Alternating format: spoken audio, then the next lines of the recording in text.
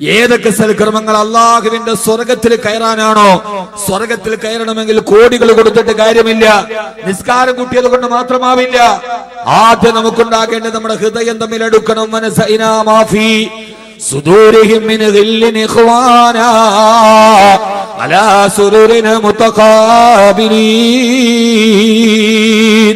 അല്ലാഹുവിന്റെ ഖുർആൻ പറയുകയാ, നാളെ സ്വർഗ്ഗത്തിൽ അല്ലാഹു സുബ്ഹാനഹു വ തആല ഒരുമിച്ച് കൂടുന്ന മുഅ്മിനീങ്ങളുടെ വിഷയം പറയുമ്പോ വനസൈനാ മാഫീ സുദൂരിഹിം മിൻ ഗില്ലിൻ ഇഖ്വാനാ, അവരുടെ ഹൃദയത്തിൽ നിന്ന് ഞാൻ വിദ്വേഷത്തെയും പകയെയും എടുത്തു മാറ്റി അവരുടെ ഉള്ളിൽ സാഹോദര്യമാകുമ്പോഴാണ് അലാ സുറൂരിൻ മുതഖാബിലീൻ, അല്ലാഹുവിന്റെ സ്വർഗത്തിന്റെ സ്വർണ്ണക്കട്ടിലുകളിൽ അവര് പരസ്പരം ചേർന്നിരിക്കുന്നതെന്ന് അള്ളാന്റെ വിശുദ്ധ ഖുർആൻ.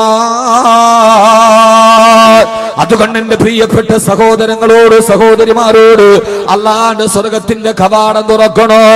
ആ വിശുദ്ധമായ ജീവിതത്തിന് അഭിലാഷമായ സ്വർഗത്തില് കാലാകാലം ജീവിക്കണോ? ആദ്യം ഉണ്ടാകേണ്ടത് നമ്മുടെ ഹൃദയത്തിന്റെ പകയും വിദ്വേഷവും നമ്മുടെ വൈരാഗ്യങ്ങളും പ്രതികാരങ്ങളും മനസ്സിൽ നിന്ന് മാറി അല്ലാഹുവേ അല്ലാഹുവേ ഞങ്ങൾ ജീവിക്കുന്നത് നിന്റെ സ്വർഗത്തിന് വേണ്ടിയാ. അതുകൊണ്ട് വാദ്ഖിൽനാ ബിറഹ്മതിക യാ റബ്ബനാ ദാറസ്സലാം.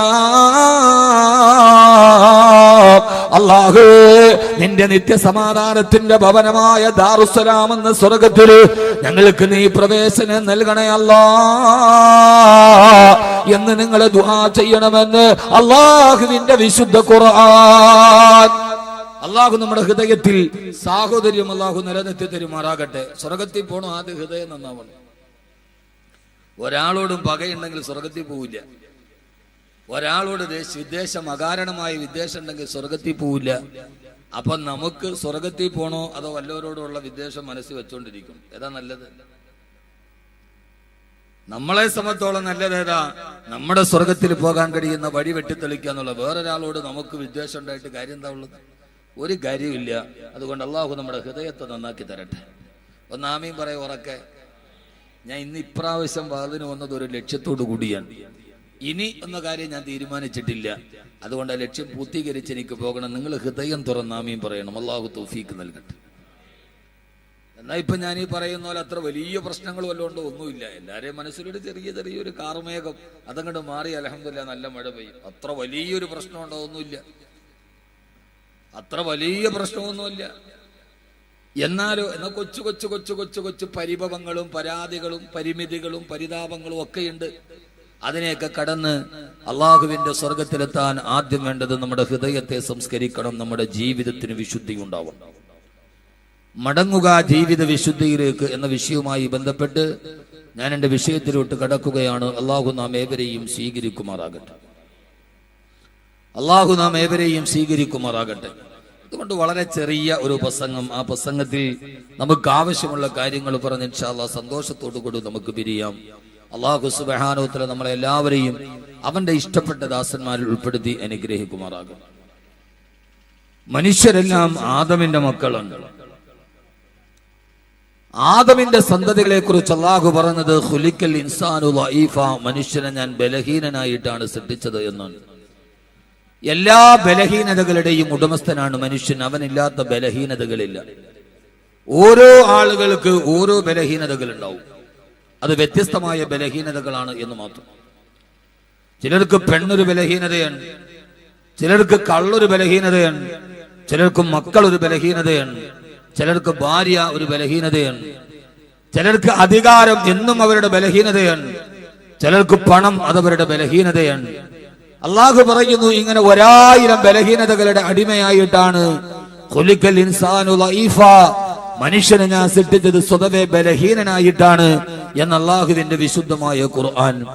ആ ബലഹീനതകൾ നമുക്ക് ഉള്ളത് കൊണ്ട് തന്നെ സ്വാഭാവികമായി നമ്മളെല്ലാവരും മനുഷ്യനെല്ലാം തെറ്റ് ചെയ്യുന്നത് ആ ബലഹീനതകൾ അവനുള്ളത് കൊണ്ടാണ്. മലക്കുകൾക്ക് ബലഹീനതയില്ല, അതുകൊണ്ട് തന്നെ അവര് തെറ്റ് ചെയ്യില്ല. മനുഷ്യന് ബലഹീനതകളുണ്ട്, അതുകൊണ്ട് അവൻ തെറ്റ് ചെയ്യും. അതുകൊണ്ടാണ് ആദരവായ പ്രവാചകൻ നബി മുഹമ്മദ് മുസ്തഫ, ഉറക്കെ ആദരവായ പ്രവാചകൻ നബി മുഹമ്മദ് മുസ്തഫ സല്ലല്ലാഹു അലൈഹി വസല്ലം പറഞ്ഞത് കുല്ലു ബനി ആദമ ഖത്താഊൻ, ആദമിന്റെ മക്കളെല്ലാം പാപം ചെയ്യുന്നവരാണ്. പാപം ചെയ്യാത്തവരാരുമില്ല. ചിലർ രഹസ്യമായി, ചിലർ പരസ്യമായി. നിങ്ങളിൽ പാപം ചെയ്യാത്തവർ ആദ്യം അവളെ കല്ലെറിയട്ടെ എന്ന് പറഞ്ഞാൽ കല്ലെറിയാൻ ആരുടെയും കൈകൾ പൊങ്ങില്ല എന്നതാണ് ഏറ്റവും പ്രധാനപ്പെട്ട അവസ്ഥ. സ്ത്രീകൾ വളരെ കൂടുതലുണ്ട്. അതുകൊണ്ട് അവർ അടുത്തടുത്തിരുന്ന് സഹകരിക്കണം. ധാരാളം സ്ത്രീകളുണ്ട്, ഇരിക്കാനുള്ള സ്ഥലമില്ല. കാരണം അവർക്ക് കുശുമ്പ് കുറവായതുകൊണ്ട് ധാരാളം ആളുകൾ വന്നിട്ടുണ്ട്. ഈ പരിപാടിയിലൊന്നും അവര് ഭാഗവക്കല്ലാതെ പാവങ്ങളാണ് പെണ്ണുങ്ങൾ. അവർക്ക് വാത് കേട്ടാൽ മതി. ഇപ്പൊ ഏത് വാക്കവി ആയാലും വേണ്ടൂല, കാസിബി ആയാലും വേണ്ടൂല, നെയ്മി ആയാലും വേണ്ടൂല. അവർക്ക് അങ്ങനെ ഒന്നുമില്ല. അവർക്ക് നല്ല വാത് ആര് പറഞ്ഞത് അവരങ്ങോട്ട് കേൾക്കും. അങ്ങനെ സാധുക്കളാണ് ഈ പെണ്ണുങ്ങൾ. അതുകൊണ്ട് അവര് ധാരാളം വന്നിട്ടുണ്ട്. എല്ലാവരും ഒന്ന് അടുത്തിരിക്കുക എന്ന് പറഞ്ഞാൽ 2 പേരിരിക്കുന്ന സ്ഥലത്ത് 3 പേരെ ഇരുത്തുക. ശരിക്കണ്ട അങ്ങനെ ഇരിക്കാൻ പറ്റൂന്നാണ് ഖുർആൻ പറഞ്ഞത്. 2 പേരിരിക്കുന്ന സ്ഥലം 3 പേർക്ക് തികയുമെന്ന് ഖുർആൻ. യാ അയ്യുഹല്ലദീന ആമനൂ ഇദാ ഖീല ലക്കും തഫസ്സഹു ഫിൽ മജാലിസി ഫഫ്സഹു യഫ്സഹില്ലാഹു ലക്കും. ഓ സത്യവിശ്വാസികളെ, ഒരു സദസ്സിൽ നിങ്ങൾ ഇരിക്കുമ്പോൾ ഫഫ്സഹു വിശാലത കാണിക്കീൻ എന്ന് നിങ്ങളോട് പറഞ്ഞു കൊടുത്താൽ ഫഫ്സഹു നിങ്ങൾ വിശാലത കാണിക്കീൻ. നിങ്ങൾ വിശാലത കാണിച്ചു 3ാമത് ഒരാൾക്ക് ഇരിക്കാൻ സ്ഥലം കൊടുത്താൽ യഫ്സഹില്ലാഹു ലക്കും, അള്ളാഹു നിങ്ങൾക്ക് വിശാലത ചെയ്തു തരും. അതുകൊണ്ട് സഹോദരിമാരെല്ലാവരും അവിടെ ഒന്ന് വിശാലത ചെയ്തു കൊടുക്കാൻ അള്ളാഹു തൗഫീക്ക് നൽകട്ടെ. സ്ത്രീകൾ വളരെ കൂടുതലുണ്ട്. എല്ലാവരും അടുത്തെടുത്തിരിക്കുക. ഞാൻ അതുകൊണ്ട് വളരെ പ്രധാനപ്പെട്ട ഒരു വിഷയത്തിലേക്ക് കടക്കുകയാണ്. നിങ്ങളിൽ പാപം ചെയ്യാത്തവർ ആദ്യം അവളെ കല്ലെറിയട്ടെ എന്ന് പറഞ്ഞാൽ കല്ലെറിയാൻ കഴിയുന്ന ആരാ ഉള്ളത്? പകൽ മാന്യന്മാരാണ് കൂടുതൽ. പകൽ വെളിച്ചത്തിൽ അവർ മാന്യന്മാരാണ്. ഇരുട്ടിൽ അവർ തെറ്റിന് അധകാരത്തിന് അടയാളങ്ങളാണ്. അതുകൊണ്ട് തന്നെ പാപം ചെയ്യുക എന്നത് എല്ലാവരുടെയും മനുഷ്യന്റെ ഒരു ബലഹീനതയാണെന്നിരിക്കെ ആദരവായ പ്രവാചകൻ നബി മുഹമ്മദ് മുസ്തഫ സല്ലല്ലാഹു അലൈഹി വസല്ലം പറയുകയാ, വഖൈറുൽ ഖതാഈന തവ്വാബൂൻ. ഏതൊക്കെ പാപങ്ങൾ നിങ്ങളുടെ ജീവിതത്തിൽ ചെയ്തുവോ ആ പാപങ്ങൾ ചെയ്യൽ സ്വാഭാവികമാണെന്നിരിക്കെ ആ പാപങ്ങളിൽ നിന്ന് പശ്ചാത്തപിക്കുന്നവനാരോ അവനാണ് പാപം ചെയ്തവരിൽ ഏറ്റവും ഉത്തമനെന്ന് ഹബീബായ നബി മുഹമ്മദ് മുസ്തഫ. പാപം ചെയ്യൽ സ്വാഭാവികമാണ് സഹോദരങ്ങളെ. പാപമില്ലാത്തവരാരുമില്ല, വിരളമാ. പക്ഷേ പാപം ചെയ്താൽ വീണ്ടും വീണ്ടും തുടർച്ചയായി പാപങ്ങൾ തന്നെ ചെയ്തുകൊണ്ടിരിക്കലല്ല. ഞാനൊരു പാപം ചെയ്തല്ലോ അല്ലാ എന്നാലോചിച്ചിട്ട് ആ പാപത്തിൽ നിന്ന് ആര് വെളിയിലേക്ക് വന്നുവോ, ആരതിൽ നിന്ന് പശ്ചാത്തപിച്ച് പടച്ചുറപ്പിലേക്ക് മടങ്ങിയോ, വഖൈറുൽ ഖതാഈന തവ്വാബൂൻ. പാപം ചെയ്യുന്നവരിൽ ഏറ്റവും ഉത്തമൻ പാപം ചെയ്തിട്ട് പശ്ചാത്തപിക്കുന്നവനാ. നമ്മുടെ ജീവിതത്തിൽ നാം ചെയ്യുന്ന പാപങ്ങൾ എത്രയോ വലിയ പാപങ്ങളാണ്. നമ്മുടെ ജീവിതം മുഴുവനെ കണ്ണുകൊണ്ട് കാണുന്നത് പാപമാ, കാലുകൊണ്ട് നടക്കുന്നത് പാപങ്ങളിലേക്കാ, ഹൃദയം കൊണ്ട് ചിന്തിക്കുന്നത് പാപങ്ങളെ കുറിച്ചാ. ഇങ്ങനെ ദൈനംദിന ജീവിതത്തിൽ ധാരാളം പാപങ്ങൾ നമ്മൾ ഇങ്ങനെ ചെയ്തുകൊണ്ടിരിക്കെ നമ്മുടെ പാപങ്ങളെ കുറിച്ച് നമ്മൾ ബോധവാന്മാരാകണ്ടേ. ആദ്യം നമ്മൾ ചെയ്യേണ്ടത്, ഞാൻ ഈ വിഷയത്തെ 2ആയി തിരിക്കുകയാണ്. ജീവിതത്തിൽ വിശുദ്ധി ഉണ്ടാകണമെങ്കിൽ ആദ്യം നാം ചെയ്യുന്ന പാപങ്ങളെ കുറിച്ച് നമുക്കൊരു ബോധമുണ്ടാവണം. ഞാൻ ഈ ചെയ്യുന്നത് പാപമാണ്, ഞാൻ ചെയ്യണ പാപമല്ല എന്നൊരാൾ ചിന്തിച്ചാൽ പിന്നെ പശ്ചാത്തപിക്കൂ.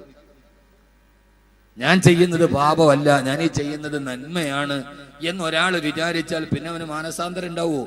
ഉണ്ടാവൂല. അപ്പൊ ആദ്യം ഈ വിഷയത്തിന്റെ ആദ്യത്തെ പാട്ടെന്താ? പടച്ചോനെ, ഞാൻ ചെയ്യുന്നത് പാപമാണ് എന്ന ഒരു ബോധ്യം അവനവന് തന്നെ ഉണ്ടാവും. ഞാൻ ഈ ചെയ്യണത് ശരിയല്ല, ഞാൻ ഈ ചെയ്യുന്നത് അള്ളാഹുവിന് ഇഷ്ടമല്ല. അള്ളാഹുവിന് ഇഷ്ടമല്ലാത്തതൊന്നും നമ്മൾ ചെയ്യാൻ പാടില്ല. അള്ളാഹു നമ്മുടെ പാപങ്ങളെ കുറിച്ചുള്ള ബോധം നമുക്ക് തരട്ടെ. ആമീൻ പറയൂലല്ലോ നിങ്ങൾ.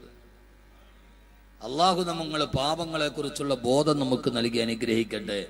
ഇവിടെ ഒരു വലിയ പ്രശ്നം, നമ്മുടെയൊക്കെ ചിന്ത എന്താണെന്നറിയോ? പാപം എന്ന് പറഞ്ഞാൽ വ്യഭിചരിക്കുക, കള്ളു കുടിക്കുക, പലിശ മേടിക്കുക, കൊല നടത്തുക, സിഹർ ചെയ്യുക, ഇതൊക്കെയാണ് പാപം, ബാക്കിയുള്ളതൊക്കെ നന്മയാണ് എന്ന് തെറ്റിദ്ധരിക്കുന്ന ലോകത്തിലെ മരമണ്ടന്മാരാണ്. ഇവിടെ ഞാനൊരു വിഷയത്തെ വേറെ രീതിയിൽ നിങ്ങളോട് നിങ്ങളുടെ മനസ്സറിഞ്ഞ്, നിങ്ങളുടെ പ്രശ്നത്തിന്റെ മനസ്സറിഞ്ഞ് ഞാൻ ഈ വിഷയത്തിലോട്ട് കടക്കാൻ, ഞാൻ ഈ ഒരു കാര്യം പറയുമ്പോൾ നിങ്ങൾ വേറെ ആരുമായിട്ട് എന്നെ കൂട്ടിയോജിപ്പിക്കാൻ പാടില്ല. അതാണ് വളരെ പ്രധാനപ്പെട്ട ഒരു വിഷയം. നമ്മൾ ആദ്യം ചിന്തിക്കുന്ന പാപം എന്ന് പറഞ്ഞാൽ എന്താ? വ്യഭിചരിക്കല് പാപോ? ഞാൻ വ്യഭിചരിക്കാറില്ല. കള്ളു കുടിക്കല് പാപമാ? ഞാൻ കള്ളു കുടിക്കാറില്ല. പലിശ മേടിക്കുന്നത് പാപമാ? ഞാൻ പലിശ മേടിക്കാറില്ല. കൊല നടത്തുന്നത് കൊലപാതകം പാപമാ? ഞാൻ ഒരാളെയും കൊന്നിട്ടില്ല. അപ്പൊ ഞാനാരാ? നല്ലവൻ. എന്റെ സഹോദരങ്ങളെ, പാപമാണ് എന്ന് ഖുർആൻ പറഞ്ഞ ചില പാപങ്ങളുണ്ട്. ആ പാപങ്ങളൊന്നും നമ്മുടെ ജീവിതത്തിൽ നിന്ന് മാറിയിട്ടുണ്ടോ? നമ്മളൊരു ഉസ്താദെ, നിങ്ങൾ തൗബയുടെ കാര്യമൊന്നും പറയണ്ട, ഞാൻ പാപം ചെയ്തിട്ടില്ല. എന്നാൽ ഞാൻ നിങ്ങളോടൊരു കഥ പറഞ്ഞു തരാം. ഹബീബായ നബി മുഹമ്മദ് മുസ്തഫ സല്ലല്ലാഹു അലൈഹി വസല്ലമ വ്യഭിചാരം മാത്രമല്ല ഞാൻ പറയുന്നത്, പിന്നീട് പറയാം ഇൻഷാ അല്ലാഹ്. ഖുർആൻ പറഞ്ഞ ഈ ഒരു സ്വഭാവം നിങ്ങളുടെ ജീവിതത്തിൽ ഉണ്ടാവാൻ പാടില്ല എന്ന് ഖുർആൻ പറഞ്ഞൊരു സ്വഭാവമുണ്ട്. ആ സ്വഭാവത്തിന്റെ പേരിലാണ് ഒരു സഹാബി പൊട്ടിക്കരഞ്ഞത്. ആ സ്വഭാവം നിങ്ങളോട് ഞാൻ പകർന്നു തരികയാണ്. ആ സ്വഭാവം നമ്മുടെ ജീവിതത്തിൽ നിന്ന് മാറ്റിവെക്കണം. മാറ്റി വെക്കൂ. ആ സ്വഭാവം ഞാൻ പറഞ്ഞുതരാം, നിങ്ങൾ മാറ്റുവോ? ഞാൻ വാള് പറഞ്ഞിട്ട് പോയാൽ പറയണ കാര്യം കൃത്യമായിട്ട് മനസ്സിലാക്കും, ബന്ധമാണ്. ആ സ്വഭാവം നിങ്ങൾ മാറ്റുവോ? എന്നാ പകുതി വിഷയങ്ങൾ തീരും. ഞാനത് പറയാം.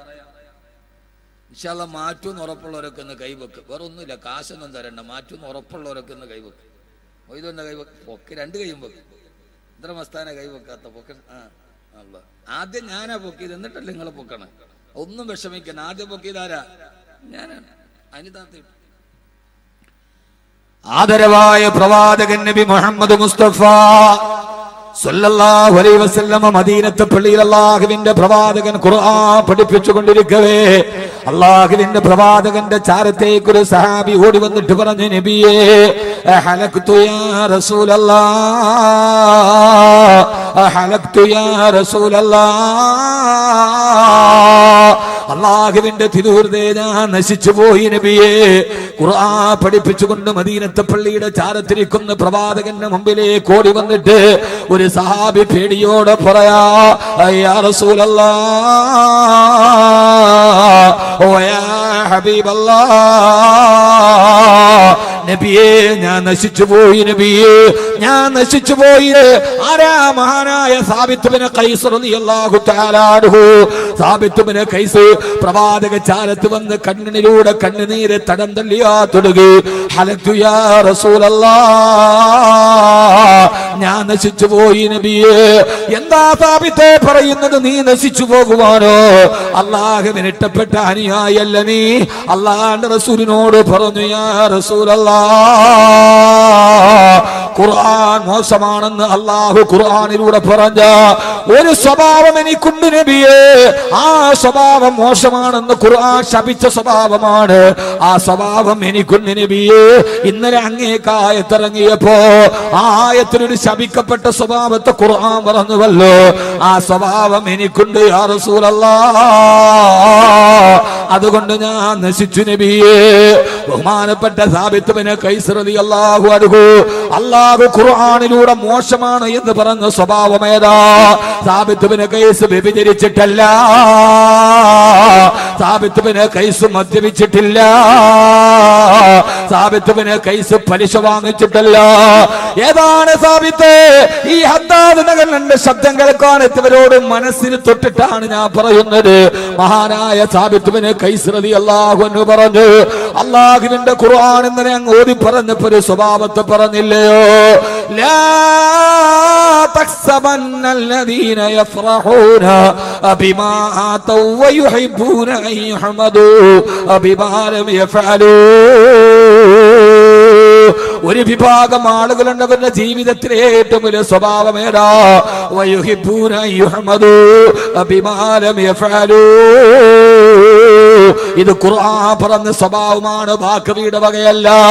തങ്ങൾ ചെയ്യാത്ത കാര്യങ്ങൾ മറ്റുള്ളവരെ കൊണ്ട് പറയിപ്പിച്ച് എല്ലാവരുടെയും മുമ്പിൽ തങ്ങളുടെ പേരുകൾ ഉയർത്തപ്പെട്ട് സ്തുതിക്കപ്പെടണമെന്ന് ചില ആളുകൾക്ക് ഹൃദയത്തിൽ സ്വഭാവമുണ്ട്. ആ സ്വഭാവം മോശമാണ് യാ റസൂലല്ലാഹ്. ലാ തഫറഹൂന ബിമാ തവയുഹിബ്ബൂന അൻ യുഹ്മദൂ ബിമാ ലം യഫഅലൂ. അവരുടെ സ്വഭാവം വയുഹിബ്ബൂന അവർക്ക് പെരുത്തിട്ടമാണ്.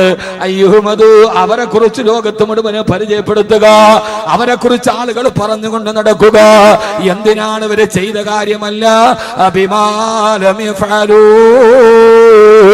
അവര് ചെയ്യാത്ത കാര്യങ്ങൾ പോലും പർവ്വതീകരിച്ച് മറ്റുള്ളവരെ കൊണ്ട് പറയിപ്പിച്ച് മറ്റൊരാളുടെ മുമ്പിൽ, ജനങ്ങളുടെ മുമ്പിൽ എപ്പോഴും വലുതാവാനുള്ള ആഗ്രഹം മനസ്സിലുണ്ടാവുക. ഇത് ഖുർആൻ നിരോധിച്ച സ്വഭാവമാണ്, ഇത് ഖുർആൻ നിഷേധിച്ച സ്വഭാവമാണ്, ഇത് ഖുർആൻ ശപിച്ചാണ്, ഇത് അല്ലാഹ് കിട്ടപ്പെടാത്ത സ്വഭാവമാണ്, ഇത് അമലുകൾ നശിപ്പിക്കുന്ന അദ്ദേഹത്തിന്റെ സ്വഭാവമാണ്, ഇത് നരകത്തിന്റെ പ്രവേശനത്തിന്റെ കാരണമായ സ്വഭാവമാണ്. അങ്ങനെ ആർക്കെങ്കിലും ഒരു മനസ്സിൽ തോന്നിയാൽ ഞാൻ ചെയ്യാത്ത കാര്യങ്ങൾ പറഞ്ഞ് മറ്റുള്ളവരുടെ മുമ്പിൽ ഞാൻ എപ്പോഴും ലൈവായി പർവ്വതീകരിപ്പിച്ചപ്പെടുക നിൽക്കണമെന്ന് ആരെങ്കിലും ആഗ്രഹിച്ചാൽ അത് അല്ലാഹുവിന് ഇഷ്ടമല്ലെന്ന് ആയത്തിറങ്ങിയല്ലോ നബിയേ. സാബിത്ത് ബിൻ ഖൈസ് റളിയല്ലാഹു തആല അൻഹു പറയാ, നബിയേ മറ്റുള്ളവരെന്നെ കുറിച്ച് സ്തുതിക്കുന്നത് എനിക്കിഷ്ടമാണ് നബിയേ. ഹലക്തു യാ റസൂലല്ലാഹ് ഞാൻ നശിച്ചു പോയി നബിയേ. ഇതോടെ എന്നെ അമലുകൾ നശിച്ചില്ലേ? മറ്റുള്ളവരുടെ മുമ്പിൽ വലിയവനാകാനാണ് ഞാൻ ഇതൊക്കെ ചെയ്തതെങ്കിൽ പിന്നെ ഞാൻ നശിച്ചു പോയില്ലേ? ഈ ആയത്തിറങ്ങിയപ്പോ മഹാനായ സാബിത്ത് ബിൻ ഖൈസ് റളിയല്ലാഹു തആല അൻഹു പൊട്ടിക്കരഞ്ഞുകൊണ്ട് ഹബീബായ നബിയുടെ ചാരത്ത് വന്നെങ്കിൽ ഞാൻ എന്റെ പ്രിയപ്പെട്ട സഹോദരങ്ങളോട് ഓർമ്മിപ്പിക്കുകയാ, ഇതേവരെ ഈ സ്വഭാവം മോശമാണെന്ന് നമ്മൾ ഗണിച്ചിട്ടുണ്ടോ? ഈ സ്വഭാവം ഖുർആൻ പാടില്ല എന്ന് പറഞ്ഞതാണ് നമ്മൾ ചിന്തിച്ചിട്ടുണ്ടോ? ഇങ്ങനെ എത്രയെത്ര ശുദ്ധിയില്ലാത്ത ഹൃദയമാണ് നമ്മുടെ ഹൃദയമെന്ന് ആലോചിക്കുമ്പോ മഹാനായ സാബിത്ത് ബിൻ ഖൈസ് റളിയല്ലാഹു അൻഹു പറയാ, മനുഷ്യരുടെ ഇടയിൽ ഏറ്റവും പരിഹാസ്യമാകുന്ന സ്വഭാവം ഈ സ്വഭാവമാ. പരിഹാസ്യമാകുന്ന സ്വഭാവം ഈ സ്വഭാവമാ. ഈ സ്വഭാവത്തിൽ നമ്മളൊരാൾ വലുതാവാറില്ല.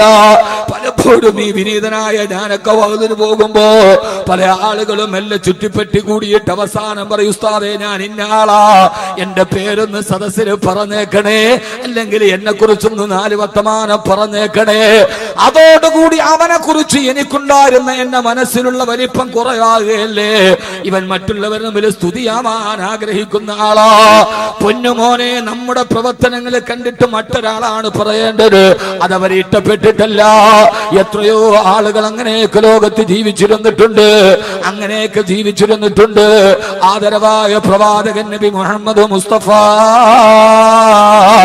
സല്ലല്ലാഹു അലൈഹി വസല്ലമ ഈ ഒരു സ്വഭാവം എടുത്തു പറഞ്ഞിട്ട് തന്നോട് ഞാൻ നശിച്ചു പോയി നബിയേ എന്ന് പറഞ്ഞ സാബിത്ത് ബിൻ ഖൈസ് റളിയല്ലാഹു അൻഹുവിനോട് അല്ലാഹുവിന്റെ റസൂൽ പറഞ്ഞു, സാബിത്തേ വെറുതെ കരയേണ്ട സാബിത്തേ, അമാ തറലാ നിന്റെ ഹൃദയത്തിന് ഇഷ്ടപ്പെടുന്ന ഒരു വർത്തമാനം ഞാൻ പറഞ്ഞു തരട്ടെയോ? എന്താണ് നബിയേ? സാബിത്തേ അന്ത തഈശു ഹമീദാ വതമൂതു വഹീദാ വതദ്ഖുലുൽ ജന്നാ. സാബിത്തേ ജീവിക്കുന്നിടത്തോളം കാലം എല്ലാവരും നിന്നെ സ്തുതിക്കും സാബിത്തേ. വതമൂതു ഷഹീദാ നീ മരിക്കുമ്പോ രക്തസാക്ഷിയായി മരിക്കും സാബിത്തേ. വതദ്ഖുലുൽ ജന്നാ അങ്ങനെ നീ അല്ലാഹുവിന്റെ സ്വർഗ്ഗത്തിലെത്തും സാബിത്തേ. ഞാൻ എന്റെ പ്രിയപ്പെട്ട സഹോദരങ്ങളോട് ഇത് ഓർമ്മിപ്പിക്കുന്നതെന്നറിയോ? വ്യഭിചരിക്കുന്നത് മാത്രമല്ല പാപമുള്ളത്, കള്ളു കുടിക്കുന്നത് മാത്രമല്ല പാപമുള്ളത്, പലിശ മേടിക്കുന്നത് മാത്രമല്ല പാപമുള്ളത്. അല്ലാഹുവിന്റെ ഖുർആൻ വ്യക്തമായിട്ട് പാടില്ല എന്ന് പറഞ്ഞൊരു സ്വഭാവമാണ്. മറ്റുള്ളവരുടെ മുമ്പിൽ വലുതാകാൻ വേണ്ടി സ്വയം സ്തുതിപാഠകരെ തങ്ങൾ നിശ്ചയിക്കുകയും തങ്ങൾ ചെയ്യാത്ത കാര്യങ്ങളെ മറ്റൊരാളുടെ മുമ്പിൽ അവതരിപ്പിക്കാനുള്ള വ്യഗ്രതയുണ്ടാകുകയും ചെയ്തപ്പോ മഹത്തായ സഹാബാക്കളുടെ ചിന്ത എന്താണ്? നബിയേ ഹലക്തു യാ റസൂലല്ലാഹ് ഞാൻ നശിച്ചു നബിയേ. എപ്പോഴെങ്കിലും നമുക്ക് തോന്നാറുണ്ടോ, അല്ലാഹുവേ ഈ സ്വഭാവം എന്റെ മനസ്സിലുണ്ടെങ്കിൽ ഞാൻ നശിച്ചു എന്ന് നമുക്ക് സ്വയം തോന്നാത്തതെന്താ? നമുക്ക് സ്വയം തോന്നാത്തതെന്താ? ഈ ഒരു സ്വഭാവം പാപമാണ് എന്ന് അല്ലാഹുവിന്റെ വിശുദ്ധ ഖുർആൻ. ഇത് കബീർ വാക്കവിയുടെ വകയല്ല. ഖുർആൻ സൂറത്തു നിസാ, ഖുർആൻ സൂറത്തു ആല ഇമ്രാൻ, സൂറത്തു ആല ഇമ്രാന്റെ അവസാന ഭാഗമാണ്. വയുഹിബ്ബൂന അൻ യുഹ്മദു ബിമാ ലം യഫ്അലു. അവര് ചെയ്യാത്ത കാര്യം ചെയ്തിട്ടാണേലും വേണ്ടൂല. ബിമാ ലം യഫ്അലു അവര് ചെയ്യാത്ത കാര്യങ്ങൾ പറഞ്ഞ് മറ്റുള്ളവരുടെ മുമ്പിൽ വലുതാകാൻ ശ്രമിക്കും. അങ്ങനെ ശ്രമിക്കുമ്പോൾ നമ്മൾ മറ്റുള്ളവരുടെ മുമ്പിൽ ചെറുതാവും. ഞാനൊക്കെ വാതിലുമ്പോൾ പലരും ഉസ്താദ് എൻ്റെ പേരൊന്ന് പറഞ്ഞേക്കണേ സ്റ്റേജിലൊന്ന്. അപ്പോ അയാളെ കുറിച്ച് എൻ്റെ മനസ്സിലുണ്ടായിരുന്ന ചിത്രം ചെറുതാവുകയാണ്. ഇങ്ങനെ ഒരു മനുഷ്യനായി പോയല്ലോ ഇയാൾ. അയാളുടെ പെരുമാറ്റം കണ്ടിട്ട് ഞാൻ പറയണം, അയാൾ പറയാതെ പറയണം, ആ മനുഷ്യൻ എത്ര നല്ലവനാണ്, അയാളുടെ പെരുമാറ്റം, അയാളുടെ സ്വഭാവം. അള്ളാഹു നമുക്ക് ആ ബോധം നൽകി അനുഗ്രഹിക്കട്ടെ. അള്ളാഹു നമുക്ക് ആ ബോധം നൽകി അനുഗ്രഹിക്കട്ടെ. ആദരവായ പ്രവാചകൻ നബി മുഹമ്മദ് മുസ്തഫ, ഉറക്കെ ആദരവായ പ്രവാചകൻ നബി മുഹമ്മദ് മുസ്തഫ സല്ലല്ലാഹു അലൈഹി വസല്ലമ, അള്ളാഹുവിന്റെ റസൂലിന്റെ സഹാബാക്കൾ ഇങ്ങനെ ചിന്തിച്ചവരായിരുന്നു. അങ്ങനെ നമുക്ക് ഖുർആനിലൂടെ ചിന്തിക്കാൻ കഴിയണം. അള്ളാഹുവേ, ഈ സ്വഭാവം എനിക്കൊക്കെ ഉണ്ടല്ലോ, ഈ സ്വഭാവമൊക്കെ എനിക്കൊന്ന് മാറ്റണം, ഈ സ്വഭാവം എനിക്കൊന്ന് മാറ്റാം. നമ്മൾ ചിന്തിക്കും, നമ്മൾ ചില ആളുകൾ പറയും എന്റെ സ്വഭാവം അതാ, ഇനിയിപ്പോ മാറ്റാൻ നോക്കിയാലൊന്നും മുഅ്മിനിന്റെ സ്വഭാവമല്ല, അത് ഈമാനുള്ളവല്ല എന്ന് വിചാരിക്കരുത്. ആ പറയൽ ഈമാനിന്റെ ലക്ഷണമല്ല. മാറ്റണം. മാറ്റാൻ പറ്റാത്ത സ്വഭാവങ്ങൾ അതാ ഉള്ളത്. അള്ളാഹു നമ്മുടെ തെറ്റുകളെ കുറിച്ചുള്ള ബോധം നമുക്ക് നൽകി അനുഗ്രഹിക്കട്ടെ. ആമീൻ പറ മനുഷ്യന്മാരെ. അള്ളാഹു നമുക്ക് തെറ്റുകളെ കുറിച്ചുള്ള ബോധം നൽകാൻ ആദ്യം, അതുകൊണ്ടാണ് ഞാൻ പറയുന്നത്, ഞാൻ ചെയ്തത് തെറ്റാണ് എന്ന ഒരു ബോധം ആദ്യം ഉണ്ടാവുക. ഇത് തെറ്റാണ്, ഇത് ഖുർആൻ പറയുന്ന സ്വഭാവമാണ് എന്ന് നമുക്ക് തോന്നിയാൽ പിന്നെ നമ്മളതിൽ നിന്ന് മാറൂലേ? അള്ളാഹു നമുക്കതിൽ നിന്ന് മാറി നിൽക്കാൻ തൗഫീഖ് നൽകട്ടെ. നമ്മളത് ആഗ്രഹിച്ചില്ല എന്നാൽ മറ്റുള്ളവരത് പറയുന്നു. അൽഹംദുലില്ലാ, അൽഹംദുലില്ലാ.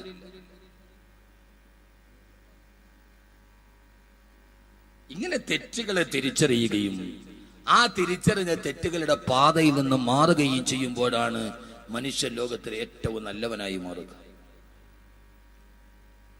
നമുക്കങ്ങനെ മാറാൻ കഴിയേണ്ടതുണ്ട്. ഞാൻ പറഞ്ഞോണ്ട് നിങ്ങൾക്ക് വിഷമമൊന്നും ഇല്ലല്ല, ഒന്നുമില്ല. ഒരു പരിപാടിക്ക് എവിടെയെങ്കിലും ഒരു MLA കണ്ടു, അതിന്റെ ഇടയ്ക്കൂടെ ഞൂന്ന് പോയിട്ട് അപ്പുറത്തുനിന്ന് ഒരു സെൽഫി എടുക്കുക, പോസ്റ്റ്. അപ്പൊ അവൻ MLA ആരായി, അടുത്തയാളായി.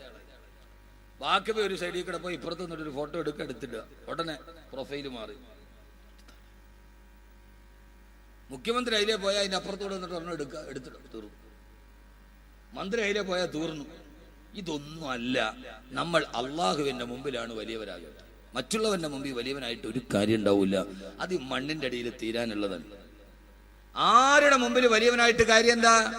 മരിച്ചു എന്ന് കേട്ടപ്പോ 400 പേര് കൂടെ മരിച്ച പുരട്സി തലൈവി ജയലളിത എവിടെ? ചെന്നൈ നഗരത്തിന്റെ കടൽ തീരത്തിന്റെ താഴത്ത് എവിടെയോ മണ്ണിൽ പോയി പുഴുക്കൾ തിന്നിട്ട് ആ തടിച്ച ശരീരം തീർന്നിട്ടുണ്ട്. അമ്മേ എന്ന് വിളിച്ചിട്ട് നെഞ്ചത്തടിച്ചു പോയ അനുയായികൾ അധികാരത്തിന് വേണ്ടി അപ്പക്കഷ്ടത്തിന് കടികൂടാനും തുടങ്ങി. ഇത്രേ ഉള്ളൂ. അമ്മേന്ന് വിളിച്ചിട്ട് കരഞ്ഞ അനുയായികൾ അധികാരത്തിന് വേണ്ടി കടിപിടി കൂടാൻ തുടങ്ങി. മരിച്ചു എന്ന് കേട്ടപ്പോ 400 പേര് കൂടെ മരിച്ചു എന്നാ കണക്ക് പറയുന്നത്. എന്ത് ആ പെണ്ണെവിടെ പോയി? അവൾ 6 അടി മണ്ണിലേക്ക് പോയി. ഇതിനേക്കാൾ ഈ ലോകത്തിന്റെ മുമ്പിൽ വലിയവരായ ആളുകൾ ഖബറിന്റെ കുഴിമാടത്തിൽ കിടക്കുന്നുണ്ടല്ലോ. എന്താ അവര് ബാക്കിയാക്കിയിട്ട് പോയത്? ഒന്നും അവര് ബാക്കിയാക്കിയിട്ടില്ല. അതുകൊണ്ട് ആദ്യം എന്റെ പ്രിയപ്പെട്ട സഹോദരങ്ങളോട് എനിക്ക് പറയാനുള്ളത്, ആദ്യം നമ്മുടെ ജീവിതത്തിൽ ഞാൻ ചെയ്തു പോയ തെറ്റുകളെ കുറിച്ചുള്ള ബോധം ഉണ്ടാവുക. എന്താ ബോധം? ഹബീബായ നബി മുഹമ്മദ് മുസ്തഫ, ഉറക്കെ ആദരവായ പ്രവാചകൻ നബി മുഹമ്മദ് മുസ്തഫ സല്ലല്ലാഹു അലൈഹി വസല്ലം സലാത്ത് പറയും. റബീഉൽ അവ്വൽ തീർന്നില്ലല്ലോ. നിങ്ങൾ റബീഉൽ അവ്വലായി കഴിയുമ്പോ കാസർഗോഡുകാരുടെ ഉശിരൊരു വല്ലാത്ത ഉശിര. 13 ജില്ലയിലും ഇല്ലാത്ത ഉശിരാണ് റബീഉൽ അവ്വലിന് കാസർഗോഡുകാരുടെ ഒരു റാലിയുടെ ഉശിര്. ഇപ്രാവശ്യത്തെ റാലിയാന്ന് തോന്നുന്നു ഫേസ്ബുക്കിൽ ഞാൻ കണ്ടു. ഏറ്റവും വില കൂടിയ കാറുകൾ മാത്രം ഒരു 10-12 എവിടെയാ നടന്നതെന്നൊന്നും എനിക്കറിയില്ല. നിങ്ങൾ കണ്ടില്ല? അവനവന്റെ കാര്യം നിങ്ങൾ കാണൂലല്ലോ. ആദ്യം റേഞ്ച് റോവർ, പിന്നെ പോർഷെ, പിന്നെ ഓഡി, ബെൻസ്, അത് മാത്രം കുറെ ഇങ്ങനെ നിരന്നു വരുന്നു. ഹെഡ്ലൈറ്റിൽ പച്ച തുണി കെട്ടിട്ട് അത് മറച്ചിരിക്കുന്നു. ഒരാൾ ഓടിക്കുന്നു, ഡോറ് തുറന്നിട്ട് അതിന്റെ അപ്പുറത്തും ഇപ്പുറത്തും 4 പേര് ഇരിക്കുന്നു. കുലു തക്ബീർ അല്ലാഹു അക്ബർ. നബീനത്തിന്റെ റാലി. പിന്നെ ചില ജമീനത്തിന്റെ മുമ്പിൽ കമാൻഡോ, ചിലതിനകത്ത് പട്ടാളക്കാര്. ഞാനൊന്ന് ചോദിക്കട്ടെ, എനിക്ക് നിങ്ങൾ എന്ത് വിചാരിച്ചാലും ഒരു കുഴപ്പമില്ല. രാത്രിയിലോ പകലിലോ ഒരു തീപ്പെട്ടിക്കൊള്ളി വെച്ചിട്ട് പോലും ആയുധ പരിശീലനം നടത്താത്ത അള്ളാന്റെ റസൂലിന്റെ ഉമ്മത്തിന് എന്തിനാ നബിദിന റാലിക്ക് ഒരു പട്ടാളക്കാരുടെ വേഷം? അതുകൊണ്ട് എന്താ നമ്മൾ ഉദ്ദേശിക്കുന്നത്? ഒരു തീപ്പെട്ടിയുടെ കൊള്ളി കൊണ്ടുവച്ചും നമ്മൾ പള്ളിപ്പറമ്പിൽ പോയിട്ട് പരിശീലനം നടത്തുന്ന ആളുകളല്ലല്ലോ നമ്മളാണോ? ആണോ? ഒരു തീപ്പെട്ടിയുടെ കൊള്ളി വെച്ചിട്ട് പോലും നമ്മൾ പയറ്റുന്ന ആളുകളല്ലല്ലോ. നമ്മൾ സമാധാനത്തിന്റെ വക്താക്കളല്ലേ. അപ്പൊ പിന്നെ നമുക്കെന്തിനാ വേഷത്തിന്റെ ഒരു ആവശ്യകത? എന്തിനാ? അതിന്റെ ഒരു ആവശ്യകതയില്ലല്ലോ. ആവശ്യകതകൾ ഇല്ലാത്തവർ നമുക്ക് ഒഴിവാക്കിക്കൂടെ? ആവേശം നല്ലതാണ്, പക്ഷെ അത് അതിര് കടക്കുമ്പോൾ, അമിതാവേശമായി വരുമ്പോൾ വരുന്ന ആപത്തുകൾ തടയാൻ ചിലപ്പോൾ സമൂഹത്തിന് കഴിയുന്നില്ല എന്നത് വളരെ ദുഃഖകരമായ ഒരു വസ്തുതയാണ്. എന്റെ പ്രിയപ്പെട്ട ചെറുപ്പക്കാരെ, ഇതൊന്നുമല്ല അള്ളാഹുവിന്റെ പ്രവാചകൻ സല്ലല്ലാഹു അലൈഹി വസല്ലമയോടുള്ള ഹുബ്ബേരാ ഹബീബായ നബി മുഹമ്മദ് മുസ്തഫ. ഇവിടെ ആദരവായ പ്രവാചകൻ നബി മുഹമ്മദ് മുസ്തഫ പ്രവാചകൻ കിടന്നിറങ്ങുന്ന മദീന നഗരിയിലേക്ക് പോകുമ്പോൾ മദീനത്തുൻ നബവി അള്ളാഹു മരിക്കുന്നതിന് മുമ്പ് എത്താൻ അള്ളാഹു തൗഫീഖ് നൽകി അനുഗ്രഹിക്കുമാറാകട്ടെ. മഹാനായ റസൂലുള്ളാഹി സ്വല്ലല്ലാഹു അലൈഹി വസല്ലമയുടെ പച്ചക്കുപ്പിയുടെ കീഴിൽ അന്തിയിറങ്ങുന്ന നേതാവിന്റെ ചാരത്ത് കിടക്കുമ്പോ ആ മദീന നബവിയുടെ മറുഭാഗത്ത് വിശാലമായ മദീന യൂണിവേഴ്സിറ്റിക്കപ്പുറത്ത് വളരെ വിശാലമായ ഒരു മരുഭൂമിയുടെ ഭാഗമുണ്ട്. നിങ്ങൾ എങ്ങാനും അവിടെ ചെന്നാൽ ആ മരുഭൂമിയിൽ പോയി ചെറുപ്പക്കാരാ കുറച്ചു നേരം ഒന്ന് നിന്നു നോക്കണം. ലോക ചരിത്രത്തിന് അവിസ്മരണീയമായ ചരിത്രത്തിന് സാക്ഷ്യം വഹിച്ച മണൽപ്പരപ്പാണത്. മദീനത്ത് പള്ളിയുടെ മദീന യൂണിവേഴ്സിറ്റിയുടെ മറുഭാഗത്ത് ഞാൻ ഇപ്രാവശ്യം എന്റെ കൂടെ ഹജ്ജിന് വന്ന ആളുകളോട് ആ സ്ഥലം കാണിച്ചു കൊടുത്തിട്ട് അവിടെ വെച്ചിട്ട് ആ നടന്ന ചരിത്രം പറഞ്ഞു കൊടുത്തു. എന്റെ പ്രിയപ്പെട്ട കാസർഗോഡ് ചെറുപ്പക്കാരാ, എപ്പോഴെങ്കിലും മദീനയിൽ പോകാൻ അവസരം ലഭിച്ചാൽ അള്ളാഹു നമുക്ക് മദീനയിൽ പോകാൻ അവസരം നൽകുമാറാകട്ടെ. മരിക്കുന്നതിന് മുമ്പ് മദീനയിലെത്താ മദീന റൗളയുടെ ചാരത്ത് ചെന്ന് അസ്സലാത്തു വസ്സലാമു അലൈക യാ റസൂലല്ലാഹ് എന്നെന്ന് ഹൃദയം തുറന്ന് പറയാൻ അല്ലാഹുവേ നീ ഞങ്ങൾക്ക് തൗഫീഖ് നൽകണേ അല്ലാഹ്. ആ മദീനയുടെ മദീന യൂണിവേഴ്സിറ്റിയുടെ മറുഭാഗത്ത് നിരന്ന് കിടക്കുന്ന മരുപ്പറമ്പിലൊരു ചരിത്രം നടന്നിട്ടുണ്ട്. ആ ചരിത്രം ഏതെന്നറിയോ? അവിടെയാണ് ഹബീബായ നബി തങ്ങൾ മദീനത്തെ പള്ളിയുടെ ഓരത്തിരിക്കുമ്പോ ഒരു ചെറുപ്പക്കാരൻ പാഞ്ഞു വന്നത് ഭ്രാന്തനെ പോലെ മുടിയിടകൾ മുഴുവനും പറത്തിയിട്ട് ആ മുടിയിൽ പിടിച്ചു വലിച്ചിട്ട് പ്രവാചകന്റെ അടുക്കലേക്ക് വന്നു. യാ റസൂലല്ലാഹ് തഹിറണി യാ റസൂലല്ലാഹ്,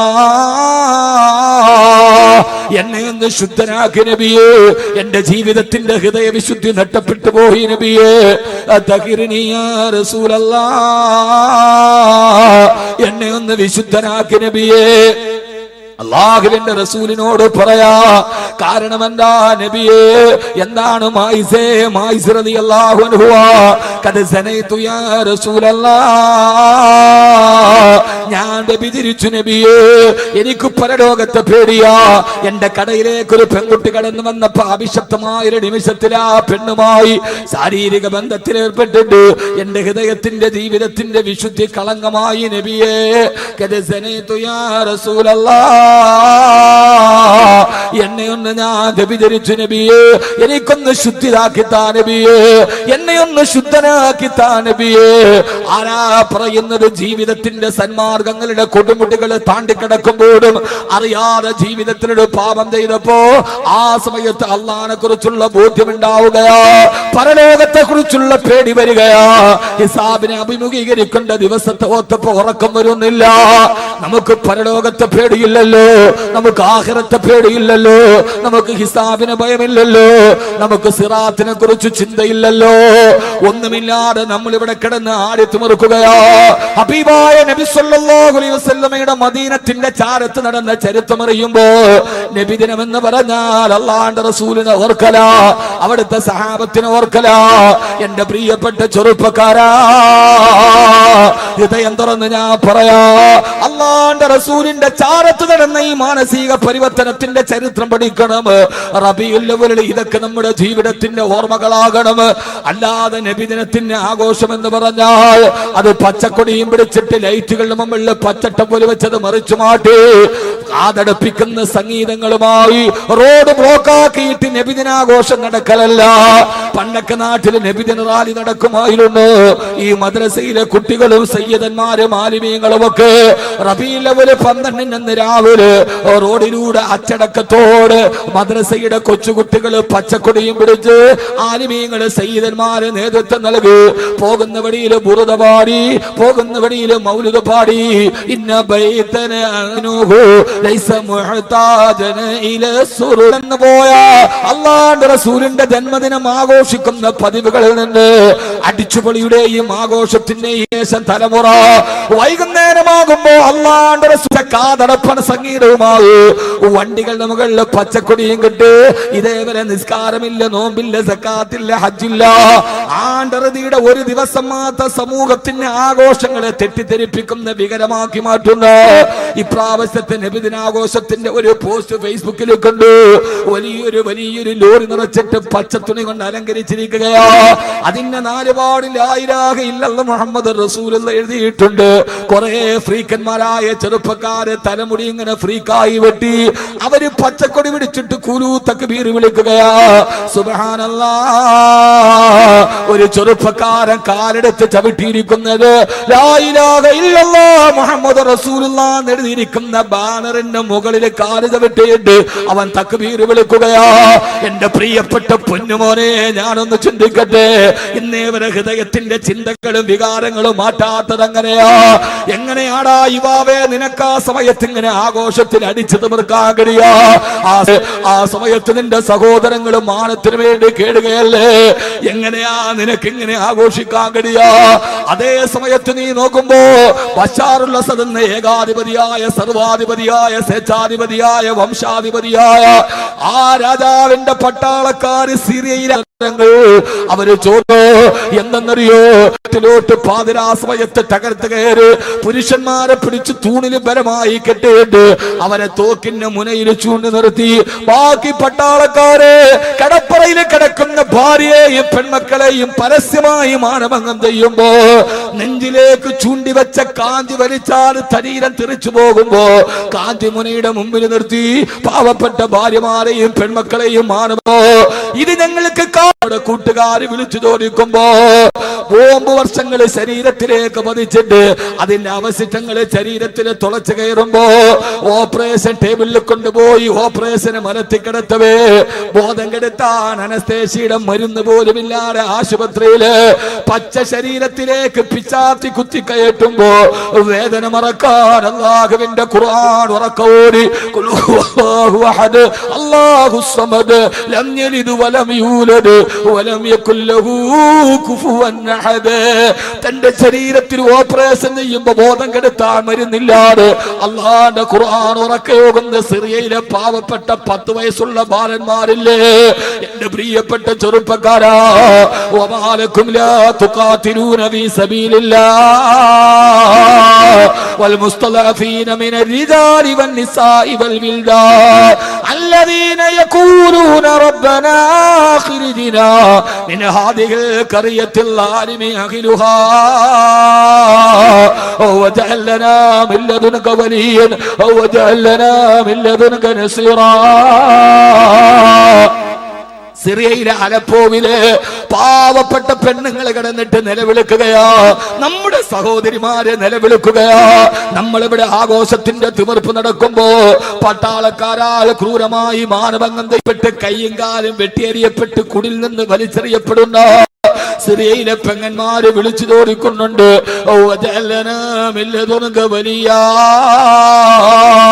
പടച്ചവനെ ഞങ്ങൾക്കൊരു മോചകനെ എവിടെയാ കിട്ടുക? ഓക്സാൻ സൂചി എന്ന് പറയുന്ന നോബൽ സമ്മാന ജേതാവ് ഭരിക്കുന്ന ബർമയിൽ തീപ്പെട്ടിക്കൊള്ളികളെ പോലെ തീക്കുണ്ടാരം കെട്ടിയുണ്ടാക്കിയിട്ടതിന്റെ മുകളിലൂടെ മരത്തിൽ കിടത്തിയിട്ട് പച്ചക്ക് തീ കൊളുത്തി പച്ചമാംസം വെന്തിരിയുന്ന റോഹിംഗ്യയിലെ പാവപ്പെട്ട കൊച്ചു കുഞ്ഞുങ്ങളെ വിളിച്ചു തോന്നിക്കുകയാ.